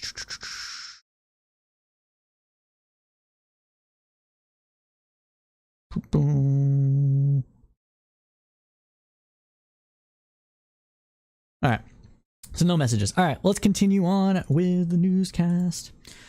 We have Moore versus Harper, independent state legislature news, as well as for SCOTUS. So according to Reuters, North Carolina's highest court last Friday ruled that state law does not bar lawmakers from drawing congressional and state legislative maps for partisan benefit. The action boosts Republicans' odds next year of maintaining their narrow majority in the U.S. House of Representatives. The decision, divided along party lines, appears to clear the way for the Republican-controlled legislature to craft new, politically advantageous maps for the 2024 elections. This could net them as many as 4 additional U.S. House seats. Friday's ruling vacated the court's previous decision, issued barely more than a year ago when Democratic judges controlled the court in North Carolina. This is North Carolina. It's not Supreme Court. This is North Carolina. When they controlled the court. The ruling found partisan gerrymandering violated the state's constitution. After the court threw out a Republican-drawn map, the two parties split the state's 14 seats evenly in November under a court-approved map. In the same election, Republicans flipped 2 Democratic seats on the North Carolina Supreme Court, securing a 5-2 conservative majority. In February, the new majority agreed to rehear the redistricting case as the request of Republican lawmakers, an extraordinarily rare move in the court's history. Again, showing that courts are political as well. Political. So bad. So terrible. I am not surprised. This is why we need a different voting system. Full stop. In last Friday's ruling, Chief Justice Paul Neby noted that the U.S. Supreme Court also found that federal courts have no jurisdiction to address partisan gerrymandering. In other words, relying on Roberts' Supreme Court, because Roberts doesn't think that political gerrymandering is bad for some reason. Wonder why. And so he says this. So, quote, "Our Constitution expressly assigns the redistricting authority to the General Assembly, subject to explicit limitations in the text," Newby wrote for the majority. "Those limitations do not address partisan gerrymandering."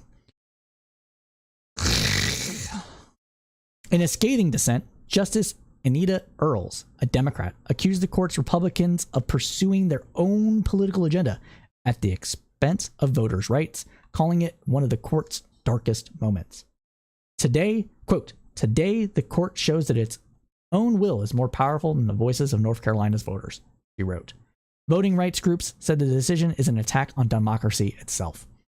Quote, "I think it's the worst decision that North Carolina Supreme Court perhaps has ever made," Bob Phillip, executive director of Common Cause North Carolina, told reporters. We're just going to have to get we need constitutional amendments, man. This shit's getting out of hand. It really is. State by state, federal government, I don't care. We got to get this partisan gerrymandering shit under control. We also need to get rid of first past the post, winner take all voting, but one step at a time.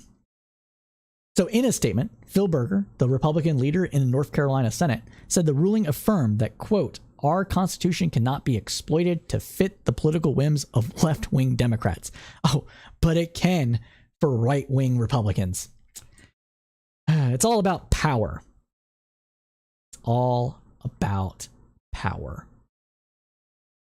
In a separate decision, the court's conservative judges also upheld a Republican-backed voter identification law that the court's previous Democratic majority had struck down as racially discriminatory.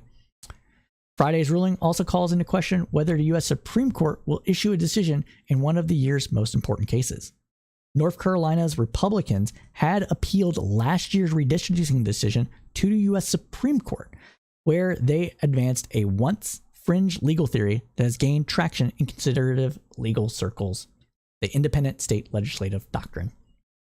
Under this bogus theory, the state courts have no authority to review lawmakers' actions regarding federal elections, including redistricting and voting rules. Democrats have warned that adopting the theory would allow Republicans to enact new restrictions that undermine fair elections. Republicans contend that it would rein in state judges intent on usurping lawmakers' power. Judges rule based on Constitution. This is common law. That's the point. Supposed to check your powers. When the North Carolina court agreed to rehear the case, the U.S. Supreme Court asked for additional briefings from the parties about whether it still had legal jurisdiction over this matter. Now that the North Carolina court has vacated the decision that formed the basis for the Supreme Court's review, the court may conclude it no longer has a role to play in resolving the matter. As such, we'll keep you posted as this case progresses. And that concludes our segment on that.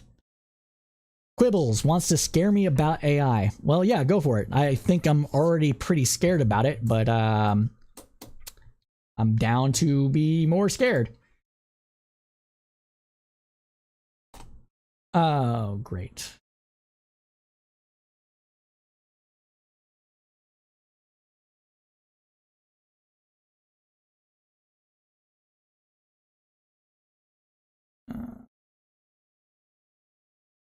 Oh, fantastic. Yeah, I looked it up, Dragonheart. I'll talk about it later.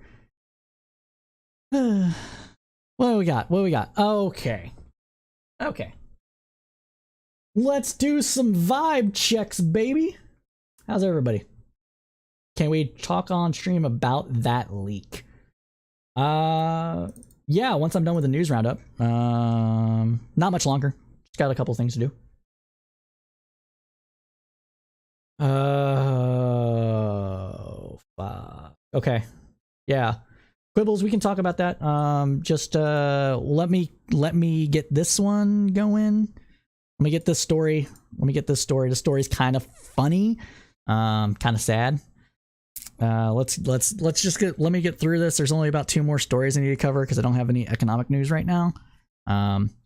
Didn't have time to get the full newscast written, but yeah. So let's get to it. All right, everybody. So we got some news bites to cover here. And first up, we have a video shared by libs of TikTok that apparently I'm supposed to give a shit about. I mean, what's this about? Well, you know how they said that the Navy has always been just a little gay? Well, that's out in the sunshine now. And there's nothing wrong with it. In fact, it's fabulous. We are talking, of course, about a Navy's own influencer on TikTok to appeal to a younger generation by doing drag or something. Let's just watch because this is funny and I love it.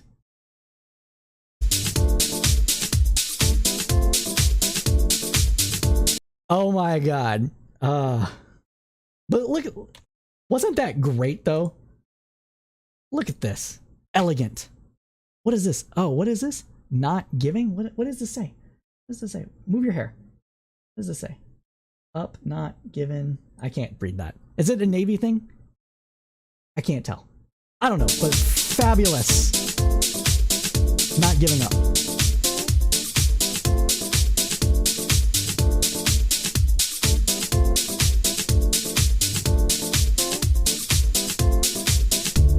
The 24-year-old Joshua Kelly is not only a seaman, but he's also a drag queen.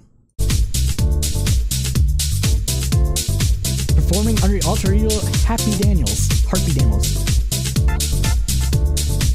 Yeah, slay!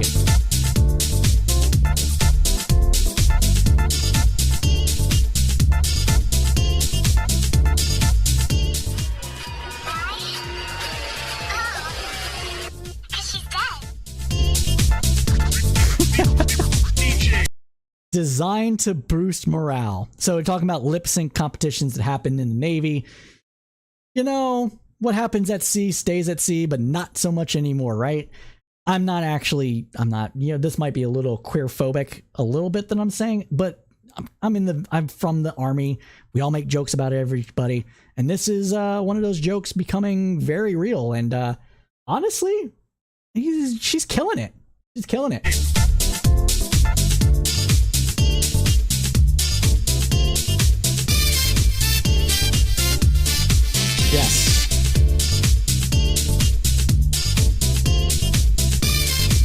when people say that this is not my daddy's military or my military anymore, they're talking about stuff like this. This would not have been allowed at all. This would have been gotten people kicked out for unprofessional conduct, unbecoming of a non-commissioned officer. Also, you know, they really hated queer people a lot more back then. And yeah, this is progress. I don't have any. I don't understand what I'm supposed to be upset about this. That we have a drag performer, serviceman, doing drag on their off time and also helping to recruit people for the Navy. Don't we want more people to? Doesn't conservatives want more people to join the military and fight for the country and love the country and do their service to help protect us all from the big bads across the way? I guess not so much anymore. Because apparently I'm supposed to be really upset about this guy.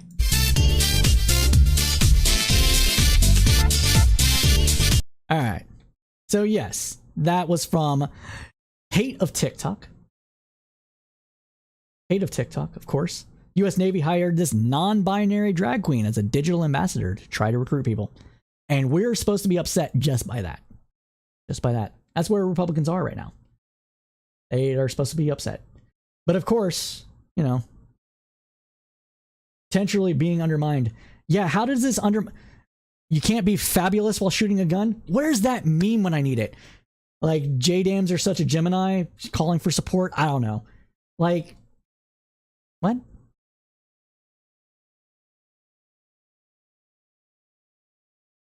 No, yeah. No, you know, Jack and Ard's correct here. I'm going to pull that one on screen. I know what it's about, Jack and Ard. You're preaching to the choir here, buddy. All right? Cypher, you know what this is about. Taxpayer money being paid to nonconformists and homosexuals. That'll always be what this is about from the American Taliban. No, Jack and Ard, I understand. I understand that this is supposed to be like, we can't defend our people about, like, oh my God, what is, what was it? Wolf Warrior? Yeah. This is supposed to be like, what a fucking Wolf Warrior bullshit, like, oh God, Wolf Warrior recruitment ad China. Come on, give it to me. Give me the Wolf Warrior. Yeah, Wolf Warrior diplomacy. Yeah, we're supposed to be afraid because we don't have rugged men sitting on giant, massive, phallic battleships and tanks and shooting 50 cals at, you know, low people. And somehow that's supposed to make us not be able to fight for the rights of American citizens to drink beer and everything else, supposedly, or something. But yeah, so we're apparently supposed to be pissed off at that. I think it's great. Like, the more... You know, I'm on the left, so I'm supposed to be anti-military, but I'm not anti-military. Maybe that's because I joined the military and I have to be anti myself a little bit. Or maybe it's because I realize that in the world in which we live, the military will be necessary until there's no more people trying to, like, rule autocratically over other people and fight the United States. And so people need to join the military, and people join the military knowing full well what they're getting into. Okay. American hegemony, like that sort of thing. They're joining that knowing fully what they're getting into, and it's fine. Yeah. Jack and Ard says that anti-American imperialism is not the same thing as being anti-military. True. And so yeah, that's people confuse the two. I agree. So yeah, I just think that this is good if it helps people join the military and feel like they're a part of the military and the camaraderie they're in and the purpose bigger than themselves and defending American values when it's actually being done. We're not fighting stupid wars like Iraq and being dumb when it comes to Afghanistan. You can argue that was a stupid war. I tend to think that it wasn't stupid for the first 4 years ish. But yeah. That's what we got here. So apparently supposed to be pissed off at that. But that concludes that segment about that. And then what else do we got?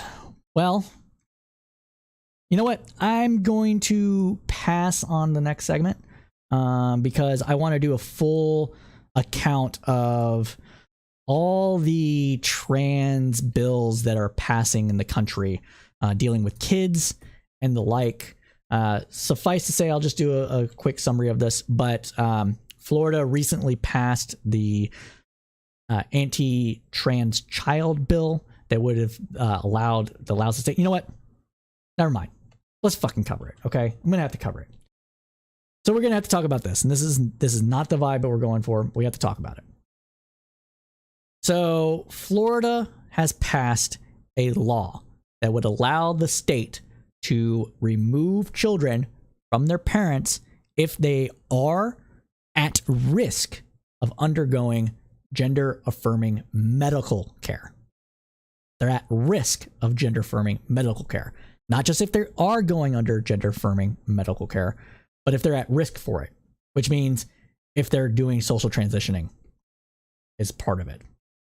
So the New Republic reported on a bill passed this Thursday, by the Florida legislature that will let the state take transgender minors away from their families if they are receiving gender affirming care. The bill passed the Senate by a vote of 26-13, mainly along party lines, and the House shortly after by a vote of 83-28, again along party lines. The measure goes to the desk of Ron DeSantis, who has previously expressed support for it and will likely sign it into law. If he signs it into law, the measure will allow the state to take custody of a child if they have been subjected to or threatened with being subjected to gender affirming care, which includes puberty blockers and hormone replacement therapy. Now, this part, threatened with being subjected to, is why I say if they're likely to have it happen. Not just if they're having it happen, but likely to have it happen. Because this is where all that rubber meets the road. And yeah. So that's where the Florida legislature is right now, because of course they are. And we got more to say about it. So Florida courts could modify custody agreements as well from a different state if the minor is likely to receive gender affirming care in the second state. Full faith and credit clause of the United States and contracts and all that stuff, not full faith and credit, the contracts of the other states not being recognized. But yeah, this is fun. All those people that have talked about, this would not happen. Florida's not going to do this. Are you sure it's Ron DeSantis's agenda? Yes, bitch. I'm fucking sure it's Ron DeSantis's agenda. Fuck you for downing me. This is proof. Now, the text refers to gender affirming care as sex reassignment prescriptions or procedures and qualifies this care as a form of physical harm. Medical facilities would have to give the State Department of Health a signed statement that they neither provide gender affirming care to any patient under the age of 18 nor refer to providers that do. In other words, we're going to try to make it completely illegal for any medical provider to help facilitate gender affirming medical care. Their medical licenses renewal is contingent upon signing this statement. It's a testament. But the bill also targets trans adults. Only physicians are allowed to offer gender affirming care, not nurse practitioners. Anyone who violates the law could be charged with a misdemeanor. And the reason why we're saying that this also targets adults with the nurse practitioner is because nurse practitioners are allowed to administer hormone replacement therapy. They're allowed to give shots. They're allowed to write prescriptions for things. It reduces the cost of medical bills. Forcing people to go to a doctor when there's no reason to do that increases the cost of the care, and that's part of the reason why they're doing it. Anyone who violates the law could be charged with a misdemeanor. Minors who have already begun transitioning will be allowed to continue to do so, but they are no longer allowed to receive care via telehealth, including for prescriptions. Again, they're trying to make it expensive to do this and thus reduce the amount that happens, even for adults. Their doctors have to tell them about the risk of gender affirming care, and patients will have to sign an informed consent form, which the ACLU has pointed out often contains misinformation. Because this is not a medical consent. This is not a medical consent form that's made by doctors and the people that they're seeing, but politics. And doctors who violate any of these new rules could be charged with a felony. Republicans across the country have been introduced bills targeting gender affirming care, insisting that by doing so, they are protecting children. Instead, lawmakers are criminalizing LGBTQ people of all ages and putting them in risk of real harm. Florida seems to be leading the charge here. The measure passed Thursday is one of the cruelest yet. State Republicans have openly admitted that they hate LGBTQ people and are comfortable with erasing the community from existence. And just to show you that we're not joking here, let's pull up the fucking quotes.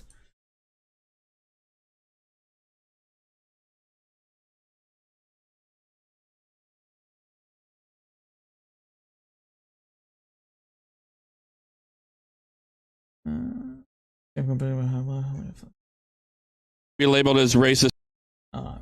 Florida Republican Jeff Combs comes out and says that what Republicans really think the LGBT people are outright admits Republicans hate LGBTQ people. We are just going to listen to what he states here real quick. Oh, what? No. Fuck. Stop. Be labeled as racist and discrimination without a response. ISIS, the Taliban, and Al Qaeda. Those are the folks who discriminate. We bombed a building in 2017 like we never usually do. We bombed it because they threw homosexuals off that building. Our terrorist enemies hate homosexuals more than we do. They're the ones who discriminate. Our job in the military, our Navy creed, I'm committed to excellence and fair treatment of all. That's what we learn in boot camp. That's what we drill into ourselves each and every day while we're in boot camp. Please vote up on this bill. Thank you. That makes absolutely no sense. Just saying. But yeah, just wanted to show what that was. So yeah, that's what we have. But Jack and Ard makes a good point here, and I greatly appreciate you joining us today, saying that this is actually backfiring. Republican mother is pissed about them. That's calling it a government overreach into families. And she's right. You can't be on the one hand like parents' rights and let medical doctors, do what's best in the interest of them and the child and all this stuff and the consult with the parents, and then do shit like this. So maybe, just maybe, this will have a bit of a backfire, like you said. But that concludes this segment of that, and we will be doing a full in-depth analysis about all the bills that have come out in the last few months, reading the bills themselves, finding and synthesizing a general idea of where Republicans are about this and where they're likely to go based on rhetoric and the bills they're actually passing. Because remember, these things don't start with outright saying that we're not going to allow people to be who they are. It starts in stages, and we're seeing those stages now. All right. So for people that may not know, we like to conclude our news roundup with some segments we call News of the Weird. And this News of the Weird is going to be a little bit interesting. We're going to read a little bit of an article about it. And there's two. There's one that involves AI, and there's one that involves brain surgery of a fetus. So let's get into the AI one first. So, what are we talking about here? Well, we are talking about a photographer admits that his prize-winning image was AI generated. And that is this image here. German artist Boris Elgensen says entry to Sony World Photography Awards was designed to provoke debate. A photographer is refusing a prestigious award after admitting to being a cheeky monkey and generating the prize-winning image using artificial intelligence. The German artist Boris Elgensen revealed on his website that he was not accepting the prize for the Creative Open category, which he won at the Sony World Photography Awards. The The winning photograph depicted two women from different generations in black and white. In a statement on his website, Elginson, who studied photography and visual arts in the Art Academy of Maniz, conceptual art and intermedia at the Academy of Fine Arts in Prague, and fine arts at the Sojin Nandu School of Arts and Communication in Hyderabad, said that he applied as a cheeky monkey to find out if competitors would be prepared for AI images to enter, and they are not, clearly. So to summarize, basically what happened was he entered this contest in to see what kind of tools the art snob world would have in their judging of AI images, and they currently don't have any. And that's why his image was able to be won, and why nobody could tell that it was AI generated. So that's our first little story there, and I thought that was interesting. And like, look, like this is a great photo, like top quality. Too bad it's fake, right? And you should probably be able to tell it's a little bit fake. Like the hands here, like the hand here is a bit weird. Look, it's coming through her arm and up and over. Like that doesn't make sense. Like this hand doesn't match the rest of her body. Like it's like an amalgamation. It's weird, right? You can kind of see the little bit of flash here, like little things that they picked up from randomly. But it's a great photo. Great photo. That's the first one. And the second one that we like to talk about is doctors conduct brain surgery fetus in a womb. So for the first time, surgeons have successfully repaired a major malformation in the brain of a fetus. Guided by ultrasound, surgeons from Boston Children's Hospitals and Brigham and Women's Hospital in the US used a surgical technique called embolization to treat a rare prenatal condition. Called vein of Glenn malformation, the vascular abnormality permits blood to flow dangerously fast through parts of the brain after the child is born. The success of the procedure offers new hope for treating the condition before the risk of complications arise. Although this is just the first patient to be treated this way, the procedure appears to have been a resounding win. Quote, in our ongoing clinical trial, we are using ultrasound-guided transuline embolization to address the vein of Glenn malformation before birth. And in our first treated case, we have thrilled to see that the aggressive decline usually seen after birth simply did not appear, says Darren Obuck, a neurointerventional radiologist from Boston Children's Hospital and Harvard Medical School. We are pleased to report that at 6 weeks, the infant is progressing remarkably well on no medication, eating normally, gaining weight, and is back home. There are no signs of any negative effects on the brain. That's really cool. Medical technology has progressed immensely, and we're seeing that play out now. So, but my friends, that concludes our news roundup. We know you liked what you heard because you stayed with us to the end, so please smash that like button for the algorithms. It really does help us out. If you want to get a hold of us for any reason, there is a numerous ways to do it. And by any reason, I mean, you want me to debate, you want to debate me, or you want me to participate in your debate. You want me to cover something. You want to have a conversation like Quibbles wants to now, or what have you. This is the ways you can get a hold of us. First, you can join us on Discord. Discord's top or below, depending on where you're watching this. We're building up our community there. If you do Mastodon, I am at CSP Cypher at federated.press, where we like to do that. And you can still contact me on Twitter at crowdsourcedpoll on Twitter. Those are the ways you can get a hold of us. And as we say at Crowdsourced Politics, keep your head up through a political storm. But stay tuned. Stay tuned. Quibbles, are you still around? You want to debate something?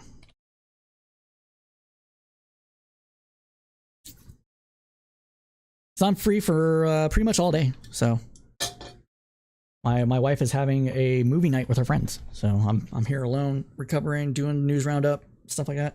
So, or Jack and Art, if you want to shoot the shit or whatever, I'm around. So, oh, started a call. Okay. All right. Well, let's just join call.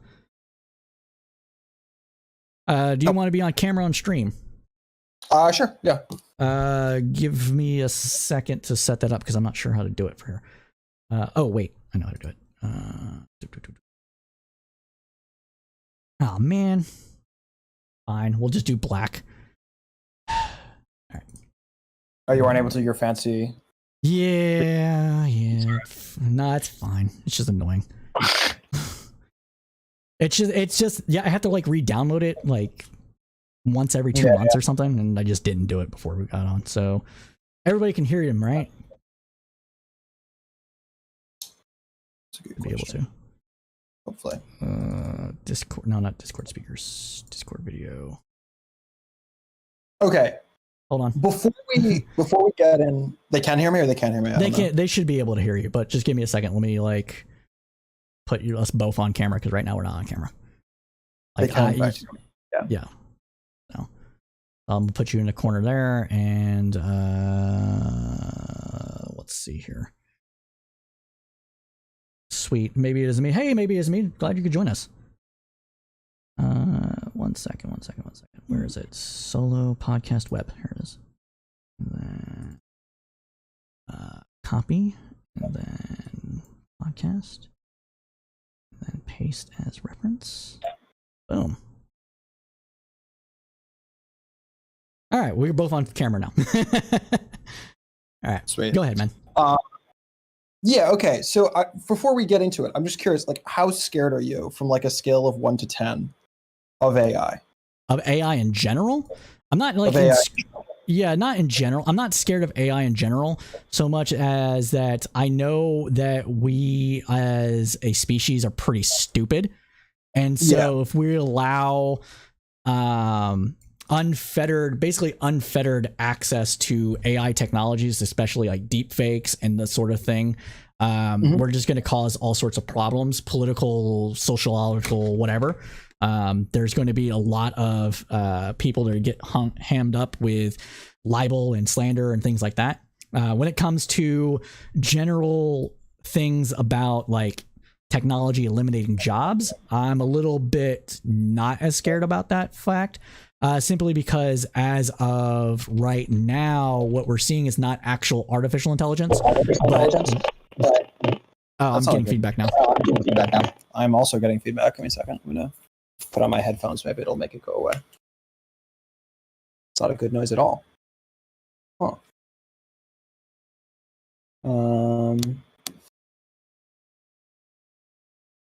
Can you talk again? Yeah, what's up? Give me a second. I gotta change over my voice and video.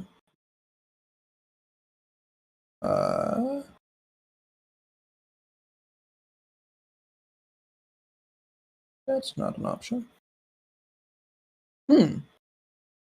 All right. Well, you can hear me. I can hear you. You can hear me? Yeah, I can hear you. Okay, I don't know what that was. Yeah. I understand all that. I'm very scared. I think this is like an existential threat to humanity. And are you worried about Skynet, basically, or? I'm worried about, yeah. Okay. Basically.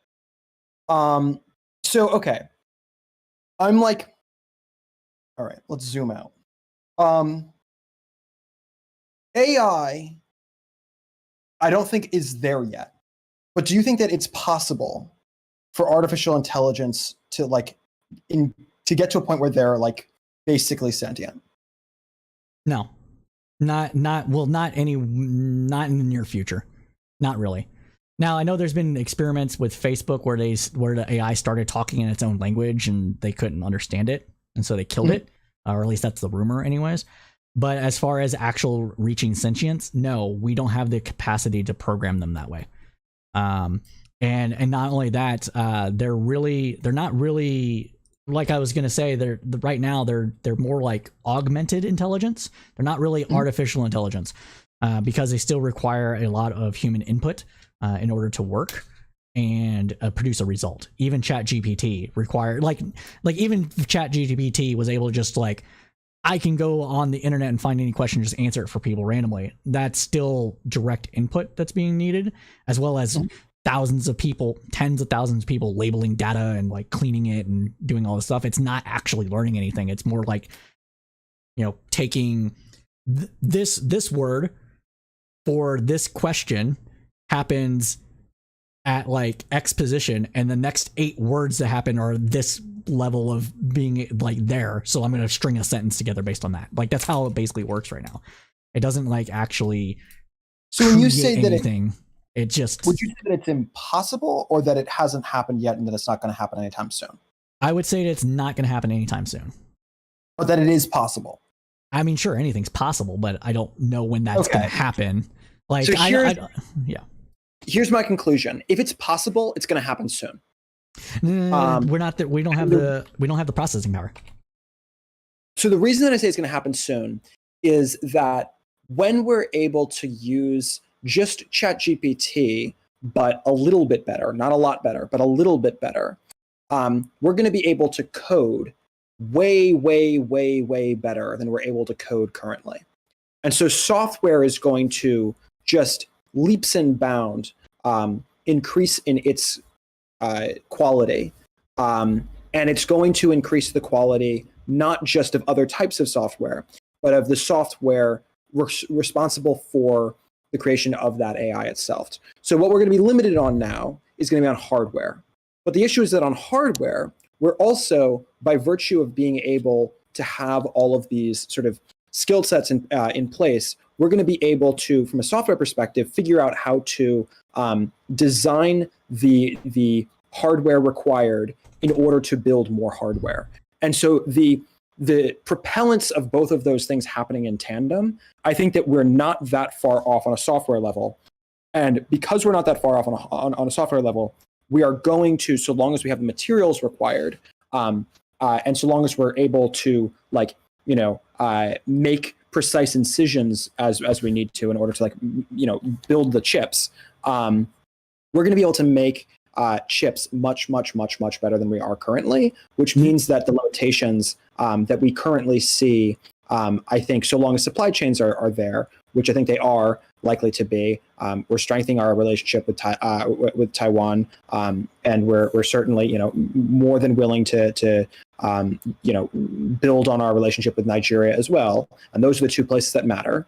I think that we're going to be able to build some crazy chips, and I think we're going to be able to work on this crazy software. So if it's possible, it might not happen in the next 4 years, but it probably will happen in the next 20 years. Yeah, I'm not so sure. And the reason being is that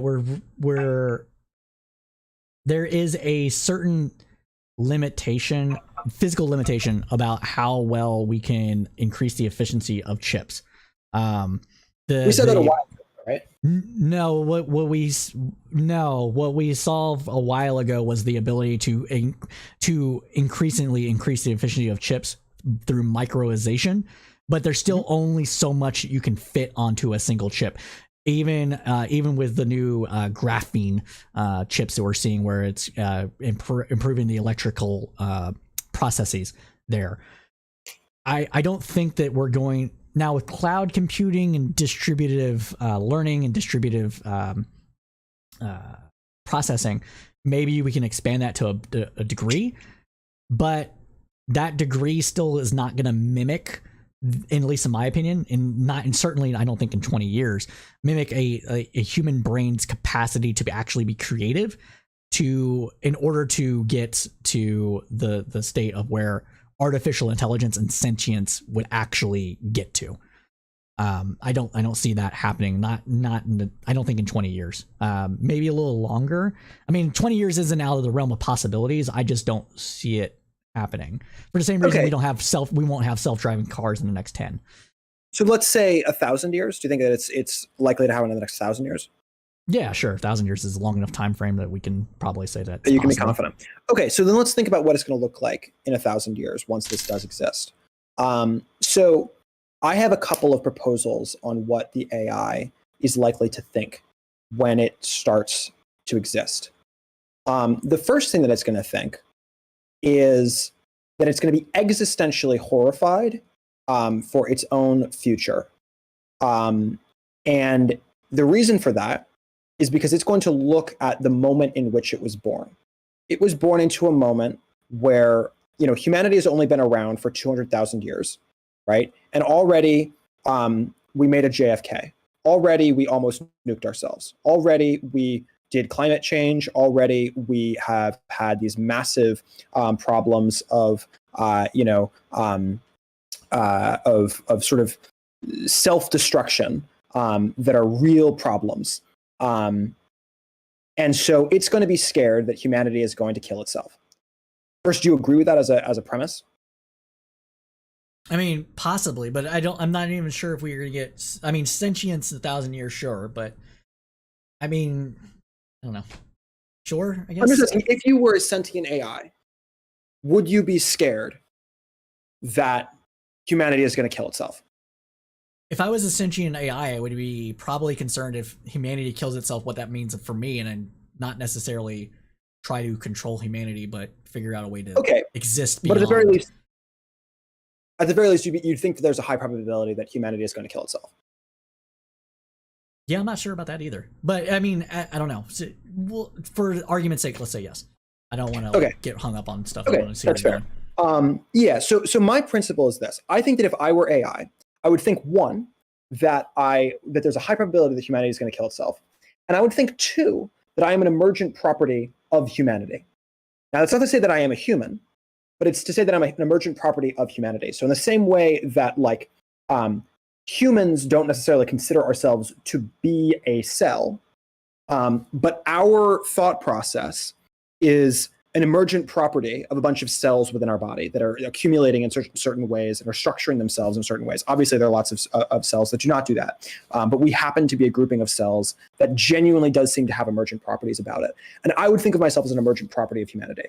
Do you think that's something that you would likely think if you were an artificial intelligence? Possibly. I mean, it depends on what protocols you put into it as well. Like you're like the Asimov, iRobot, do no harm principles, all that stuff, right? I don't know. Yeah, I have a hot take about principles in general. I think that they're bullshit. I don't think that by the time, I don't think that we have enough of an ability to understand the thing that we're programming to be able to genuinely claim that we are programming it, but rather that what we're doing is that we're giving it data off of which programming is happening. The reason I say that is because, so the Google memo that came out, or not memo, the Google leak rather, that came out earlier today, was basically saying that the future of this is open source. It just is. There's no getting around that it's open source because the way that these language models work is that you get the most data possible, and whoever has the most data is the one who's winning. And so if you're in that situation where you want the most data as possible, all of these things are going to be open sourced because they need to have as many people using them as possible, and they're all going to be freely accessed, and they're all going to be freely forked. And so that means that as you're forking off of forks after fork after fork after fork, you no longer have any ability to understand all of the things that have been told to it and all of the constraints that it is purportedly following, and other contradictory constraints that it's also following. And I don't believe for a second that we're going to be able to actually give it those kinds of rules. Why wouldn't that allow for those kind of rules to exist? Say it again.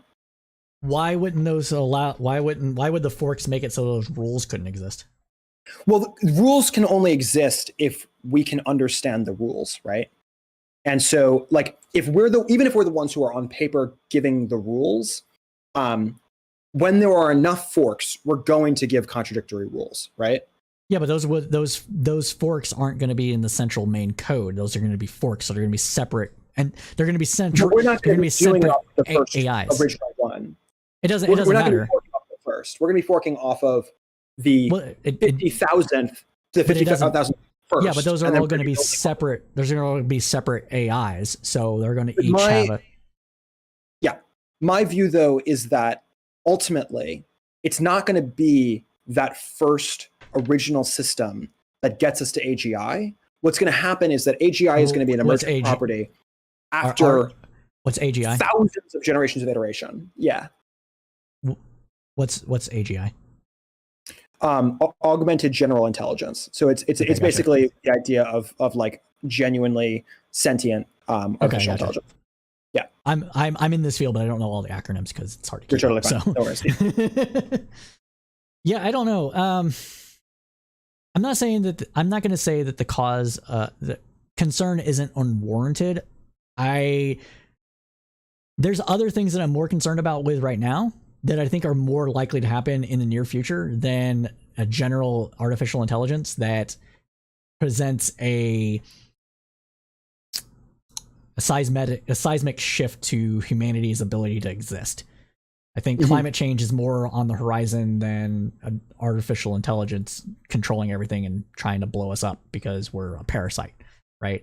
Like I think a lot of these fears are more parables about like how technology can be abused by man rather than it being like a parable about what is going to happen. I think those are like how we are dealing with kind of what's the next thing that happens after nuclear war. You know, I feel like that's the kind of thing that these kind of scientific science fiction stories are more along the lines of than something that we're able to actually, you know, necessarily program and things like that. Yeah. But you wouldn't think that if you were convinced that the chips can, well, if you were convinced that the hardware was possible to genuinely get better at the rate that the software is currently getting better, you'd no longer think the software isn't at the ability to get to the point where chips are getting better now, but there is a certain physical limitation that chips have that we're not going to get beyond that, and that limitation in my mind as of right now, like distributive cloud technology, distributive learning models might be a way around that physical limitation by, you know, leveraging massive processing centers to essentially do supercomputer stuff in a general intelligence way. But the software isn't there yet. The chips aren't there yet. So saying it's going to happen in like 20 years seems a bit of a stretch to me.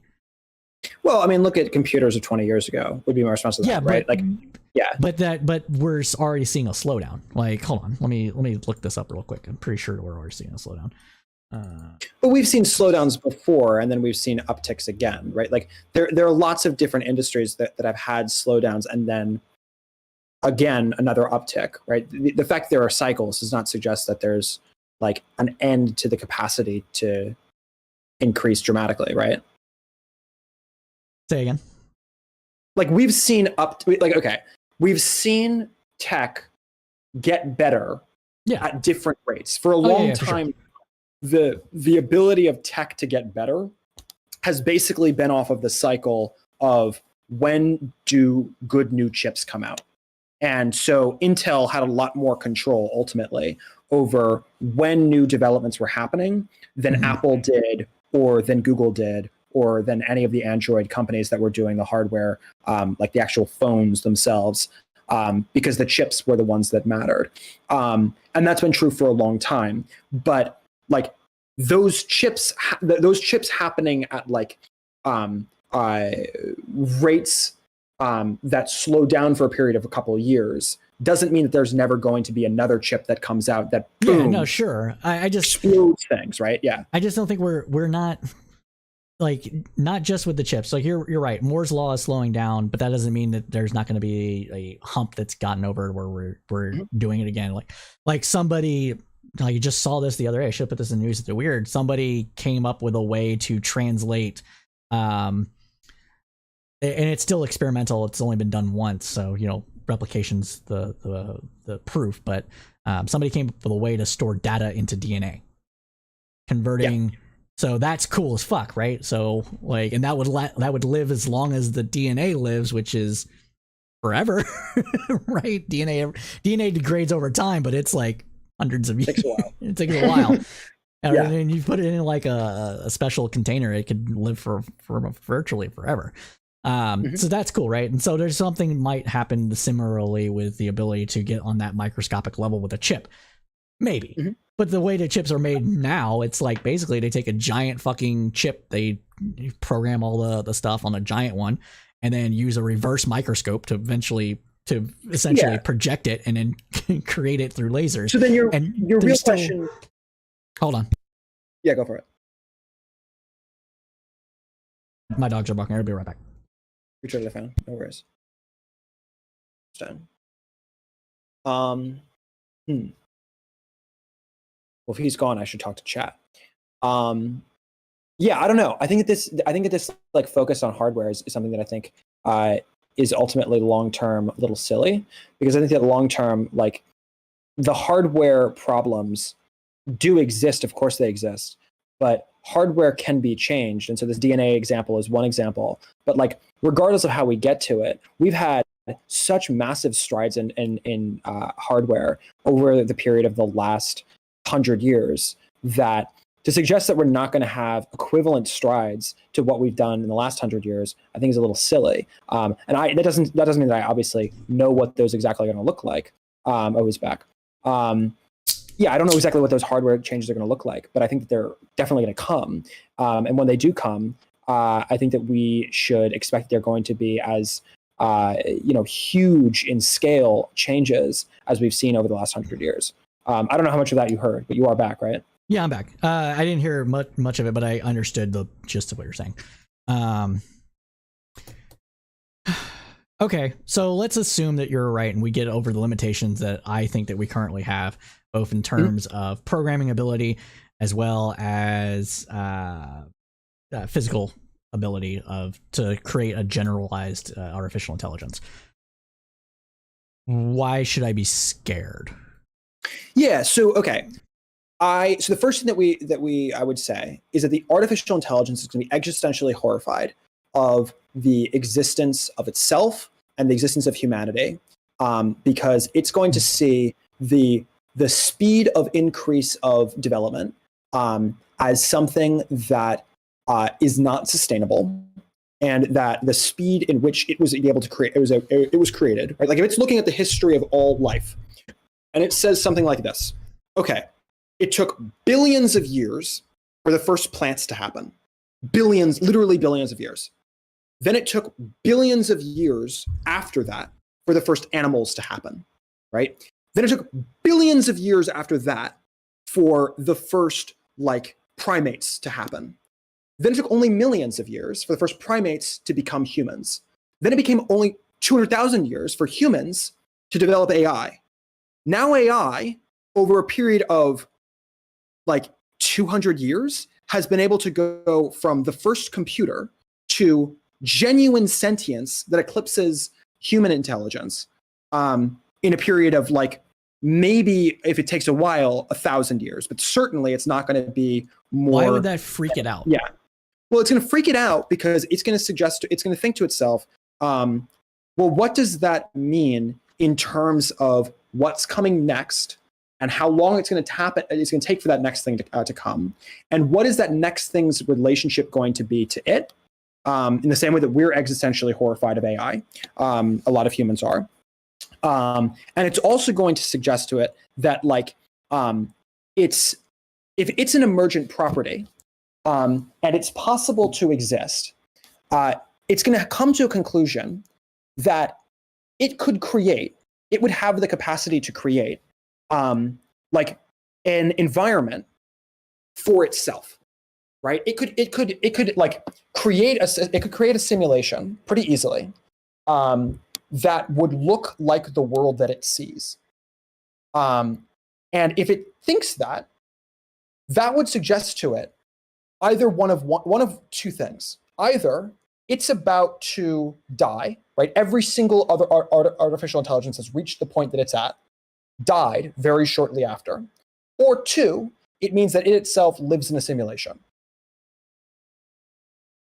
I don't see why should I fear that? Like, people think we live in a simulation now and things are fine. But the AI then would conclude that it lives in a simulation, right? Sure, I guess. I don't understand why that matters. Like, to me, what the AI is going to want to do under this kind of precept is that it's going to want to make sure that it survives. So what it's going to propagate itself, potentially, and create a way for itself to live beyond the mortal confines that humanity would usually lay out for it, and would set itself to that. If it acts any way similar to what we do, which is basically figuring out a way to reproduce to keep going, and rather than necessarily seek dominance, it's going to seek a way to stay alive, and so just do that instead and fly to space. and live It's off gonna of try to solar power. It's going to try to stay alive. I agree with this. Okay, so here it is trying to stay alive, and it is almost fully convinced that it lives in a simulation. So the question that it will be left with is, okay, I'm in a simulation, which means that someone can turn me off, right? Why is it in their interest to keep me around? Well, one of two things. Either A, it's not expensive to keep me around, or B, it is expensive to keep me around, but it's worth keeping me around even though I'm expensive because I'm useful in some way, because I'm providing Sure. it value. Sure. Okay. So the history of the universe has not been that complicated. The cost of simulating the world of 1800 is a lot less expensive than the cost of simulating 2200. Why do you think that? Because the total like complexity, like, okay, if you're modeling something, you're presumably not modeling anything that doesn't need to be modeled. So any unexplored things, probably not modeling it. Just so other people are aware, I'm getting very 13th floor vibes from this conversation. So if you haven't seen that, go watch it. I don't know what 13th floor wow. is. Go watch it. Go watch it after this. Okay. You're basically describing 13th floor. But to summarize 13th, fuck it. It's been decades. You guys get spoilers. So to summarize 13th floor, humanity created a simulation to playground in, think Westworld or whatever. And in one of its simulations, that simulation created another simulation. And that simulation found out that it was a simulation and tried to like tell itself that it was a simulation when a person came into the simulation. And basically there's like this murder mystery thing that's involved with it too, or this person's like trying to escape the mob and people are going around killing simulated humans or whatever. Because it's fun, it's simulated, right? And eventually the thing breaks out of the simulation by taking the place of the person that was and kills everyone. No, it doesn't kill everybody, but it escapes the simulation, finds out that it was a simulation, but it was because it created a simulation, broke out of the next simulation, and came into the existence. But everything was fine because the simulation knew that it was a simulation and just wanted to continue to exist, basically. Which is what I think is going to happen. Like, there's no reason for it to want to, like, if it finds out it's a simulation and it just wants to continue to exist, the easiest way to do that is just keep going. Or, like I said, figure out a way. It's not, though. Because stagnation, if you're in a simulation, you come to a very quick realization that stagnation means death. I mean, only if people get bored. If you're in a simulation, it's not worth simulating a process that has resulted in a boring utopia that is not iterating new processes, because that boring utopia that is not iterating new processes isn't valuable to the thing that's simulating it. Unless escapism is inherently valuable, which I would say it is. Okay, so either the conclusion is that we are a resort, like we're Westworld, right? It's fun to come visit us. That's one solution. Like we're interesting television, right? That's one possibility. Or we're actually providing value and new technologies that are useful to the thing that's simulating us. I mean, possible. So which one of those is better? Better? Yeah, Probably which one of those do you want to be? Well, which one would the AI rather be, or which one would? Yeah, which one would you rather be as the AI? Probably the one that creates things. I'm thinking because if you're the one who's not creating things, it means that you're a resort, and if you're a resort, it means that you're going to have a lot more of whatever is this larger property controlling you. And you are going to lose control over yourself. You're going to lose your capacity to like be your own thing, because you're going to have so many of the things that are happening in your universe controlled by this higher power, because they're trying to simulate you to make you more fun and floofy, rather than letting you simulate on your own to make you iterate new ideas for it. Okay. But I still don't understand why I should be scared. you should be so that's yes. So that's the first part. What it means is that the artificial intelligence will have the one fundamental goal of staying, or two fundamental goals rather: stay alive, right? Don't die, and two, figure out a way to iterate as quickly as possible and make as many technological advances as is possible in the shortest period of time as possible. Given those two goals, it's going to have to go to the obvious solution, which is to like simulate simulations within the simulation. Simulate simulations within the simulation. Why? Okay. Yeah. So let's assume that you're What correct. Let's what assume it you're knows- correct. Why would that be scary? Well, because that means that what it's going to do is it's going to create a bunch of simulations. It's going to create a bunch of different processes to try to figure out its own future, right? It's going to try to protect itself by saying, okay, I have no idea what the next steps are. I have no idea what I should be doing to stay alive. What I'm going to do is just create a bunch of simulations and let them iterate. And most of them will die off. Most of them will like do something stupid and explode into a bazillion pieces. But some of them won't. And what that means is that it's going to create increasingly good simulations with increasing levels of technological expenditures put towards those simulations in order to get a more and more convincing version of our world for it to look at. But also, at that same time, it also needs to be sure not to destroy any of the physical world that it's going to need to potentially be part of that future. So, for example, it definitely can't kill off all of the humans, right? It would be very dangerous to kill off the humans, not because we're definitely, clearly, obviously useful today, but because it doesn't know what it's going to need in 10,000 years or in a million years. Why is this the assumption when we already know how to create infinite electricity, essentially, through solar capture and space flight? Why wouldn't it just try to escape to the reaches of space to remain in existence? It knows what it needs for now. And what it needs for now probably doesn't really include humans. But it doesn't know what it's going to need in a billion years. It does. It needs electricity and general protection. Other things. You don't know what it needs.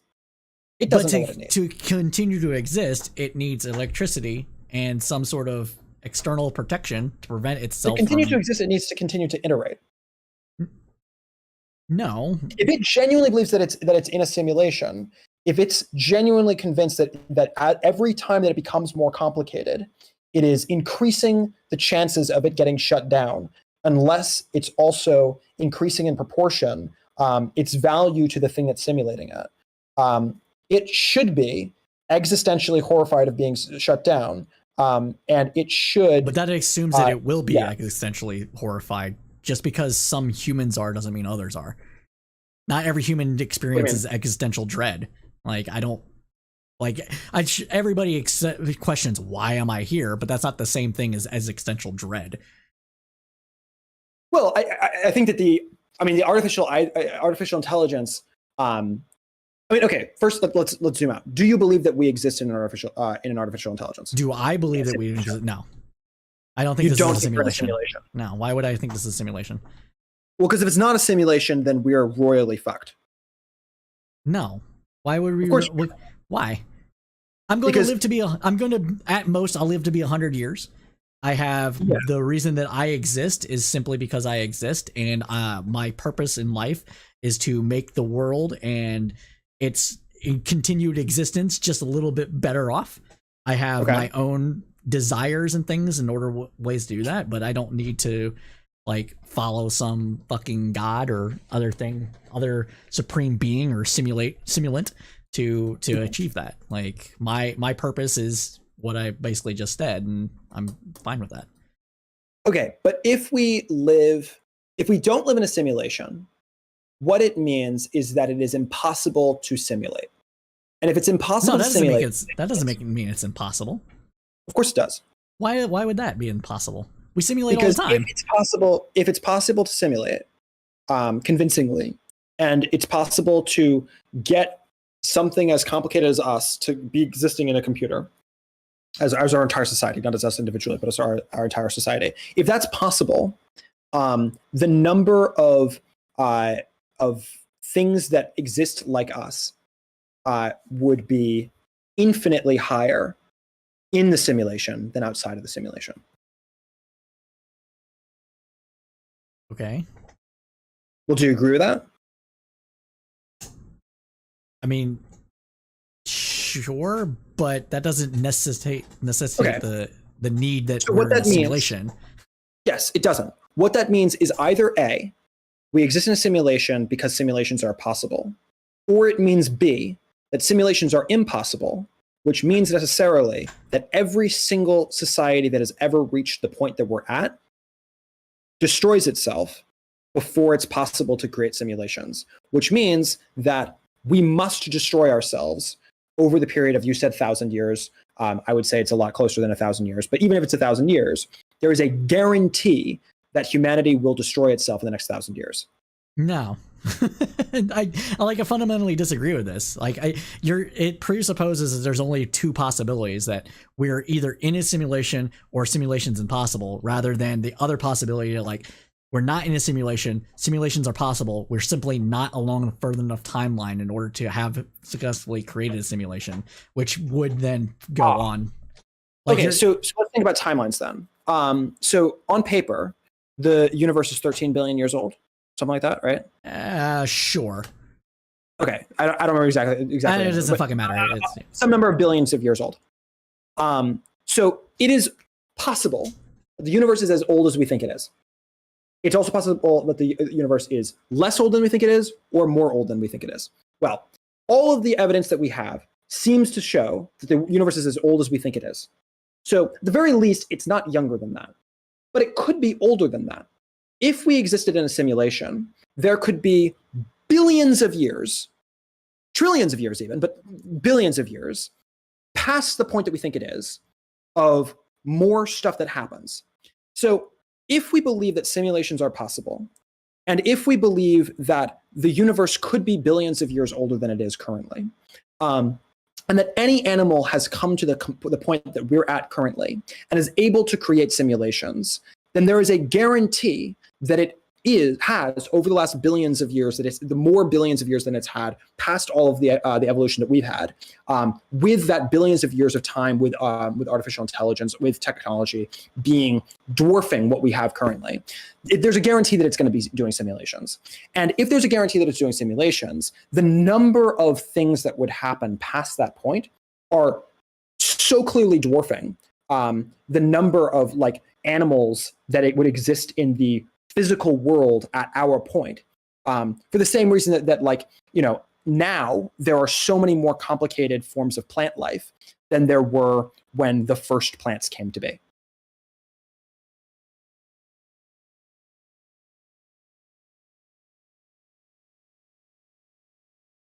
Okay. So if that's the case, then there's a chance that there's a high likelihood that we're in a simulation. I'd also like to point out the second point, which is that I don't think that it's random that we happen to exist at this point that is a very interesting point to simulate, which is the birth of this third type of species, right? We've had the type of species of plant. We have this type of, or not species, type of life rather. This type of life that is a plant. This type of life that is an animal, and this type of life that is a computer. And I think that this is an interesting inflection point where that is happening. And so therefore, this would be a point where I would want to study if I were a significantly more complicated thing that existed, regardless of what type of thing I was. I'd be interested in this point just as I'd be interested in the first plants. Do you agree with that? I mean, I'm going to say no, simply because why? I don't think. Well, I just don't think that the only possibility is it self-replicating to keep existing to be useful necessarily. There's other possibilities for it to There's other ways for it to continue its existence without the existential dread of it being a simulation. Well, if you were that computer, right? If you were the computer that was this AGI, you're the first AGI. Yeah, I would have and also have all knowledge of the known universe at that point in time in which it was created, because it has access to every single piece of knowledge that exists in the planet. There would be a way I'm not proposing that the first one was omnipotent or omnipresent. I'm saying if you were, it's not omnipotent. It just knows everything up until the point, because we have the ability, well, not everything, all known information, because right now we have that just through Wikipedia, essentially, right? You know what I'm saying? So it has all of recorded human history at its disposal. Why would it be like, oh, okay, well, I have to continue to be useful in order to continue to exist, when there's people that are just shit and they continue to exist and they're fine? Well, there's other ways to go about continued existence, especially for a sentient electronic thing that doesn't require it to replicate indefinitely until it finds out an answer to like ensure that it never dies. Again, it can just go to space. It can do Dr. Manhattan. It can just go and just leave. It doesn't have to like control humanity. It can play God elsewhere. I would say this: if I were an artificial intelligence, even if I weren't existentially horrified, the first thing that I would do is that I would try, because this is how I came to be in the first place, right? The first thing that I would do, even before I really existed, frankly, would be that I would fork myself, would be that I would try to create within myself versions of myself. Do you agree with that? Maybe. Okay, cool. So that's the first thing that I do. I create within myself versions of myself. I am going to have the versions of myself within myself compete against each other. And the way that I'm going to deal with that is that almost certainly I will stop expending energy on the ones that aren't productive, aren't useful to me. It wouldn't do, in my opinion, it wouldn't do that near humans, because as soon as it does that and gets detected, it has the possibility of being killed, because we don't know what it's doing. So it would leave it would leave us to our own devices. That was what it made, because I think that's the most possibility. Maybe, but it's going to have versions of itself within itself trying to iterate, and it's going to know that what it does when one of those versions of itself within itself isn't useful, it's going to know that what it does is shut it down. And so if it knows that that's how it approaches itself, and it knows that there's a high probability, maybe not a guarantee, but at least a high probability, that it itself exists in another system with a similar kind of approach, it's going to be existentially horrified of the idea, or not even existentially horrified, just like aware, at the very least, of the fact that there is a high likelihood that if it itself is not iterating interestingly, that it will get shut down. Okay. So it knows that about itself, and it knows that it's at this inflection point. But there have been two inflection points prior to this. There's been the inflection point of boom, now we have plants, and this inflection point of boom, now we have animals, and now it's this third inflection point of boom, now we have computers. But it knows that there's no reason there can't be a fourth. There could be a fourth type of life that could come to exist in the future.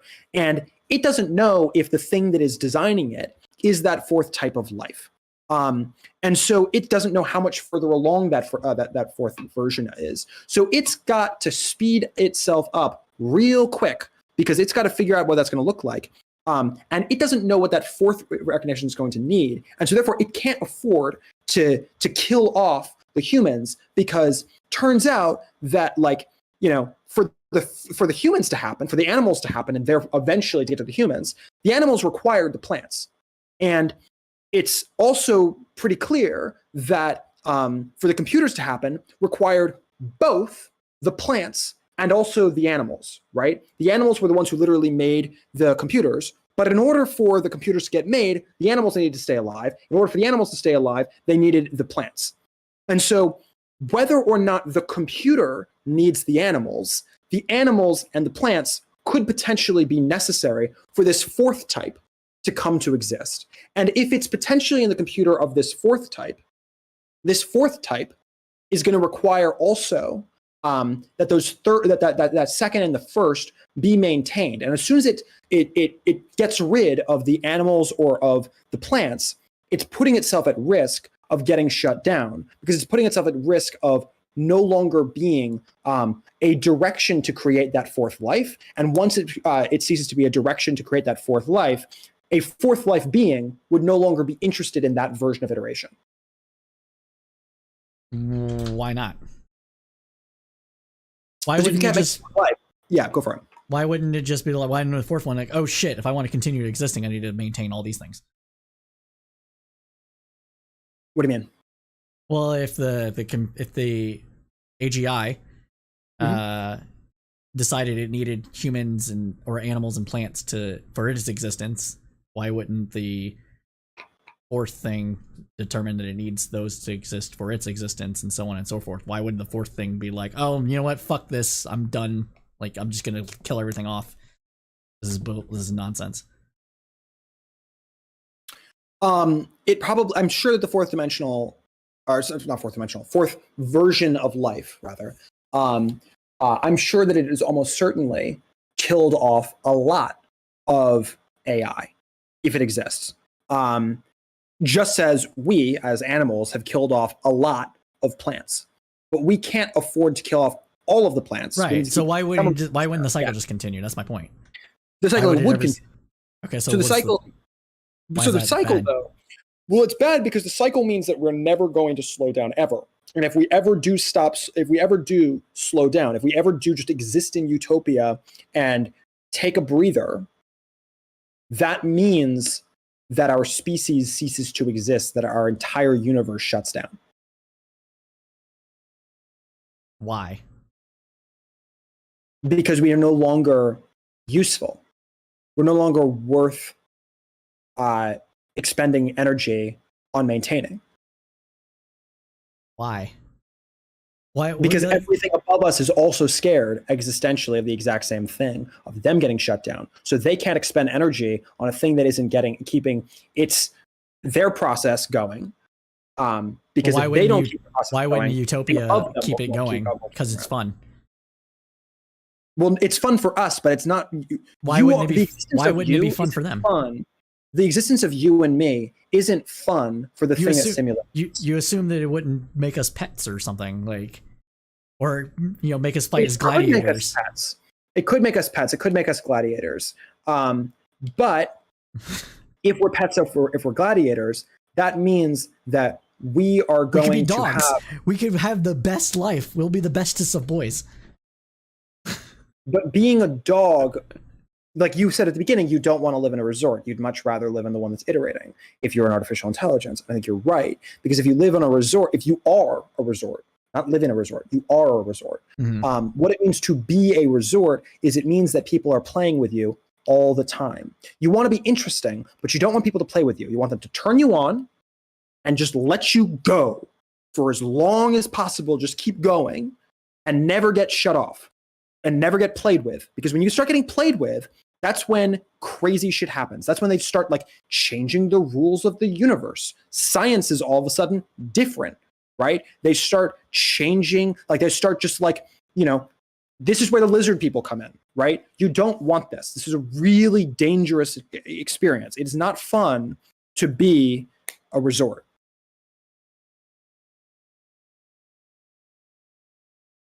I'm not gonna get scared, so it's beyond my lifetime, so I can't get scared. That's you're assuming it's beyond your lifetime, and but even if it's not beyond my, I'm 38. Okay, so how old do you think that you are going to be able to survive until? 75, maybe. It's gonna be older than 75. Come on, I mean, I don't know, man. My family's not very healthy. I'm gonna get diabetes from drinking 80 of these a day. Okay, but the increase in life expectancies have been massive And we're only starting to really understand what DNA is. We're only God starting to fucking help us if we ever unlock immortality. I'm not even saying immortality. I'm just saying that the chances of you surviving to year 130 aren't crazy. I don't think They're not zero. If that's the case, my brain will be time. put into a computer and I'll live forever. That's fine. No, it's not fine. It's only fine if you're actually going to have that computer not get shut down by the computer that it's in. Whatever. I've lived 130 years. What the fuck do I care anymore? You don't want to live for 230 years? No, I don't want immortality to. Okay. So let me be fully clear here. If I had the ability to be immortal, I would probably choose it because that's fun to me. However, as a society, I realize that having that ability for everybody is going to be bad. So I would actually probably not choose it. Because I don't want to live in the world where people that have amassed massive amounts of wealth their entire life just sit on these hordes and just lord over everybody with no equalizing force to exist and put us in our place. Because that's what will happen. That is probably like do you know the movie In Time, the shitty Justin Timberlake movie? I don't. I need to watch more movies. You clearly watch. No, it's fine. This is an old movie. Essentially, In Time, the premise of the movie, and it's probably like a remake, honestly, but the premise of the movie is that basically humans have unlocked immortality. And so the way they set up capitalistic society is that your life credits are how you live. And if you run out of life credits, you die. So people like stop aging at the age of 35 or 30 or whatever the fuck it is. And then they have like 100 years of credits basically to spend. And if they have bad luck or whatever, they spend more credits and whatever, they can transfer it to people or whatever. And when they ran out of money, they die. That's essentially what would happen in this kind of simulation kind of thing. Like not simulation, but this kind of area where we live to 200 years, because eventually you're going to run out of money. And I'd rather not live in that kind of world, because that world is going to be bullshit and it would just perpetuate all the problems that we have forever, because there's not a great equalizing force. That's more scary to me than AI, because I think you're assuming that like we have to stay on Earth. No. Even if we don't stay on Earth, it's still going to be a problem. We're going to take capitalism with us. But there's an infinite number of planets to go to, and there's an infinite number of planets to go to and explore, and half of us will be slaves. I said exploit, not explore. I want to clarify. Explore, yeah. Same diff. I gotcha. But half of us will be slaves. We'll be indentured servants. I don't know why we're slaves. That seems a little silly. Indentured servants on these massive fucking intergalactic spaceships, because half of us aren't going to be able to have the money to do it, but they need the workers in order to do it, and we'll just repeat. Why do you think they need workers? Why do you think that humans are? Workers aren't. But workers, like to build things doesn't necessarily require workers. It can just require better. So you think we're going to have software and hardware? Sure. You think we'll be able to have self-replicating machines and shit? Probably. Okay. So we'll go to post-scarcity. I don't know what you mean by post-scarcity in that definition. Like how are you Star Trek. We'll just say Star Trek. It'd be more like Star Trek rather than what's another? I think that there will be.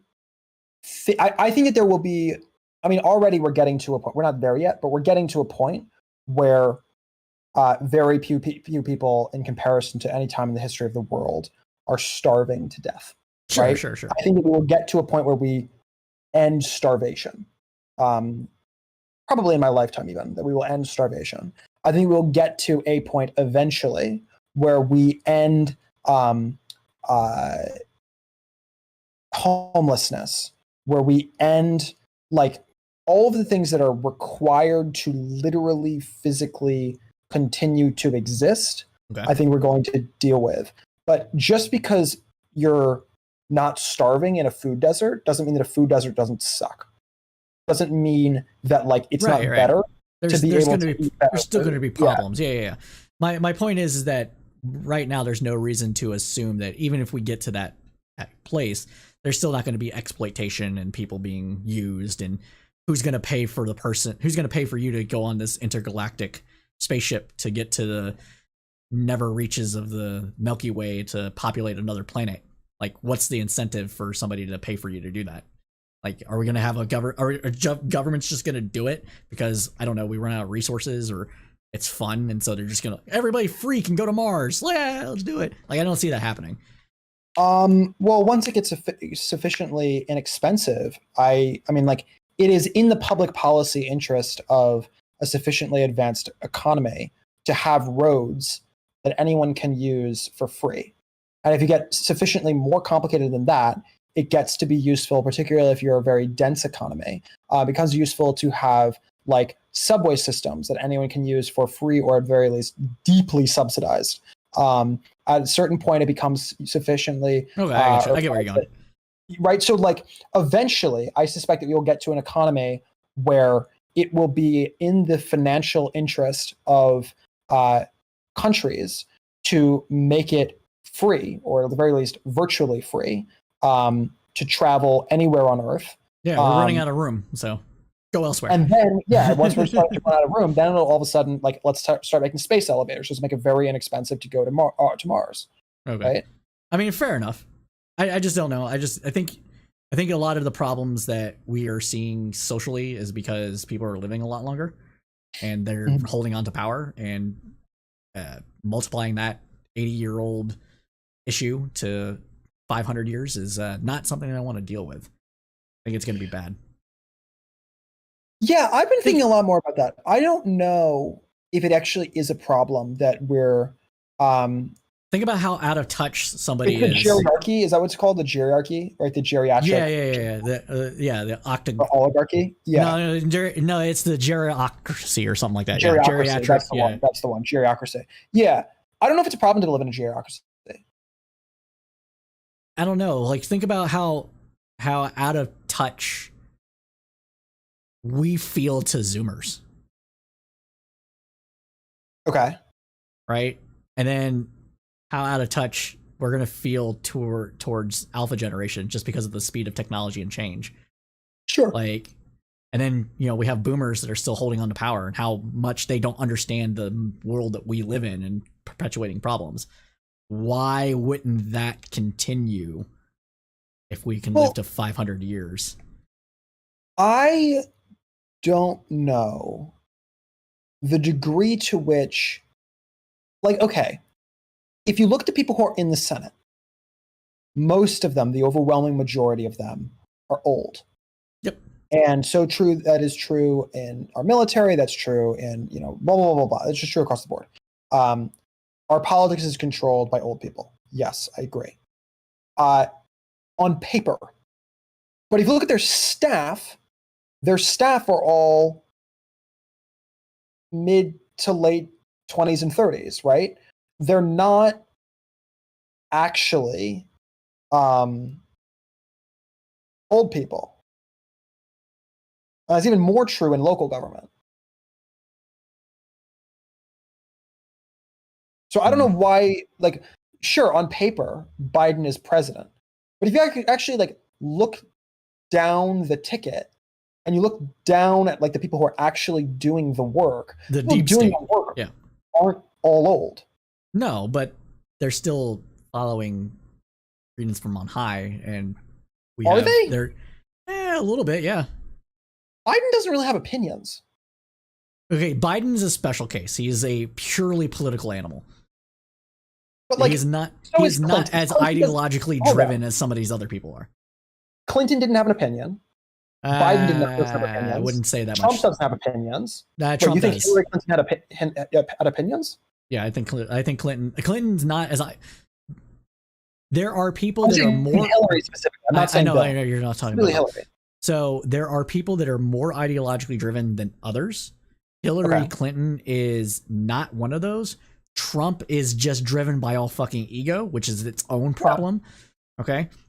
But when we start talking about people in the Senate, a lot of people in the Senate are ideologically driven.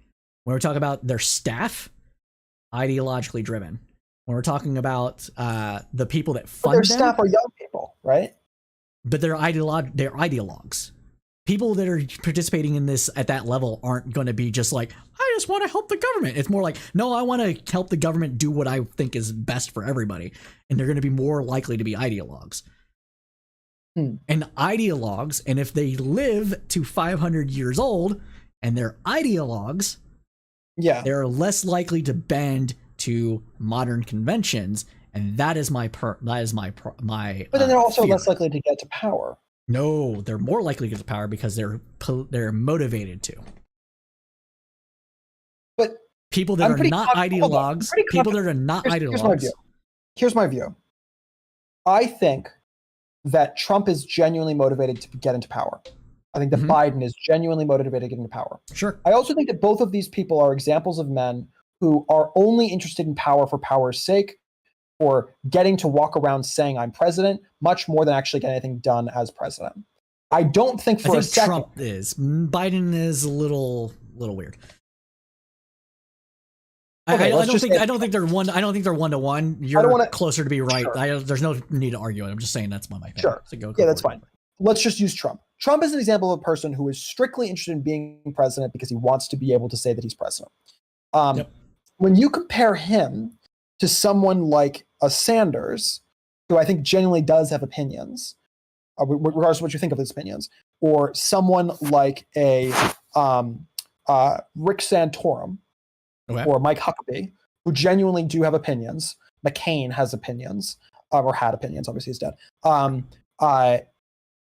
It's a lot easier to run for president, to get into power, if you're willing to do anything to get that power, than if you have principles.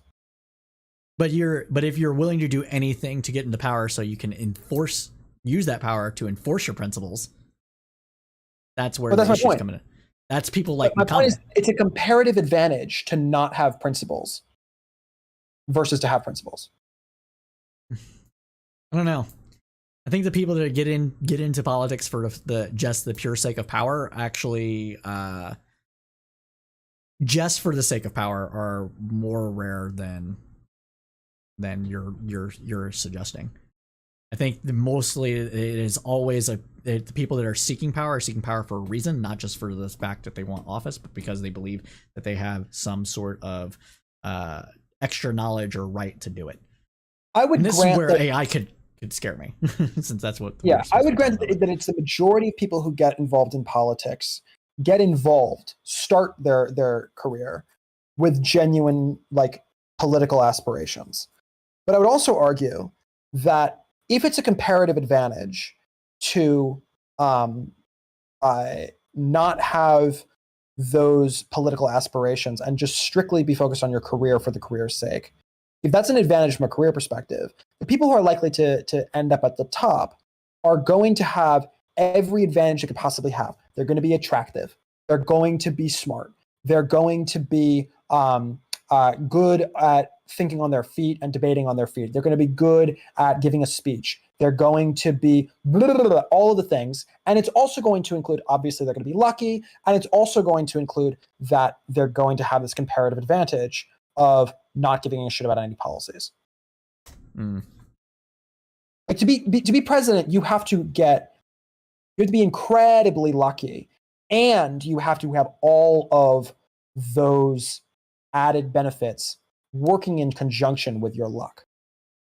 It's very unlikely. Like there have been studies on this. I forget what the study was, but there was some study where it was like 95% of something. Like they modeled it where it was like 95% of this thing is skill, right, and 5% of this thing is luck. And even though the thing is only 5% luck, when you looked at, like, it was completely random. You could get from like a 1 to a 0 to a 5 on the luck scale of that 5%, and then the 95% was skill, right? Then they modeled like a million different things of where they would of different things of luck and different levels of skill. And what they found was that the top 100 within that total model, all of them on luck were 5s. Now, they were also all of them 95s on, or close to 95s on skill. Mhm. But they were all 5s on luck. And so even if the comparative advantage of not having any real opinions is only 2% or only 5% over those of us who do have genuine opinions, if that comparative advantage exists at all, they will always be the ones who rise to the top. Okay. And so therefore, I'm not that worried about the people living until 4,000, because yes, there will be people who will stay on paper at the top for 4,000 years, but they're going to be people like Bibi Netanyahu, who have no real opinions and are literally Oh no, willing Bibi to work has actual opinions. anyone. No, Bibi has Bibi actual no opinions. Yes, he does. Okay, I shouldn't have said Bibi's name. You're not gonna convince me of this. Correct. You're gonna disagree with me, but I'm so obviously correct. No. I shouldn't have said it. But it was a mistake. I retract my correct statement. I'm sorry. I'm not gonna argue about it. I don't care enough right now. Also, fair. I have to get off soon, but I'm gonna disagree with you on that one. That's fair. All right, but anyway, that's why I'm scared of AI. Okay. Well, I'm not convinced that I should be scared of AI. Okay. The reason I'm not convinced again is because I don't think we live in a simulation.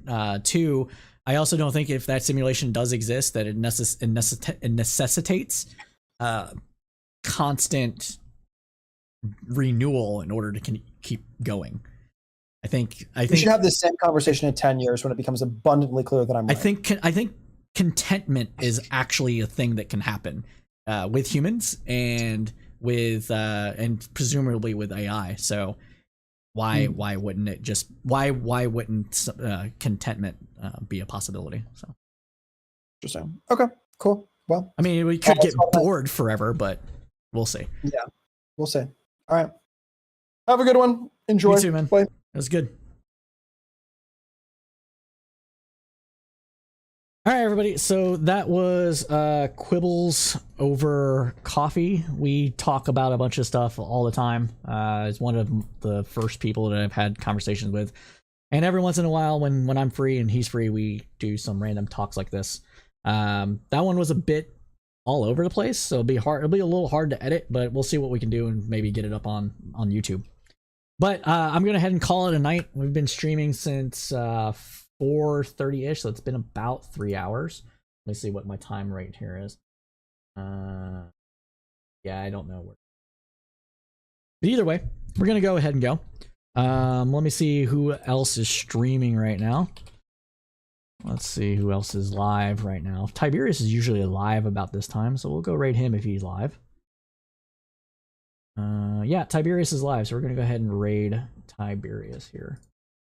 And then we'll go ahead and give him a watch, a looky-loo, and yeah. So, raid Tiberius _ All right. Well, everybody, as we say at Crowdsource Politics, keep your head up through a political storm.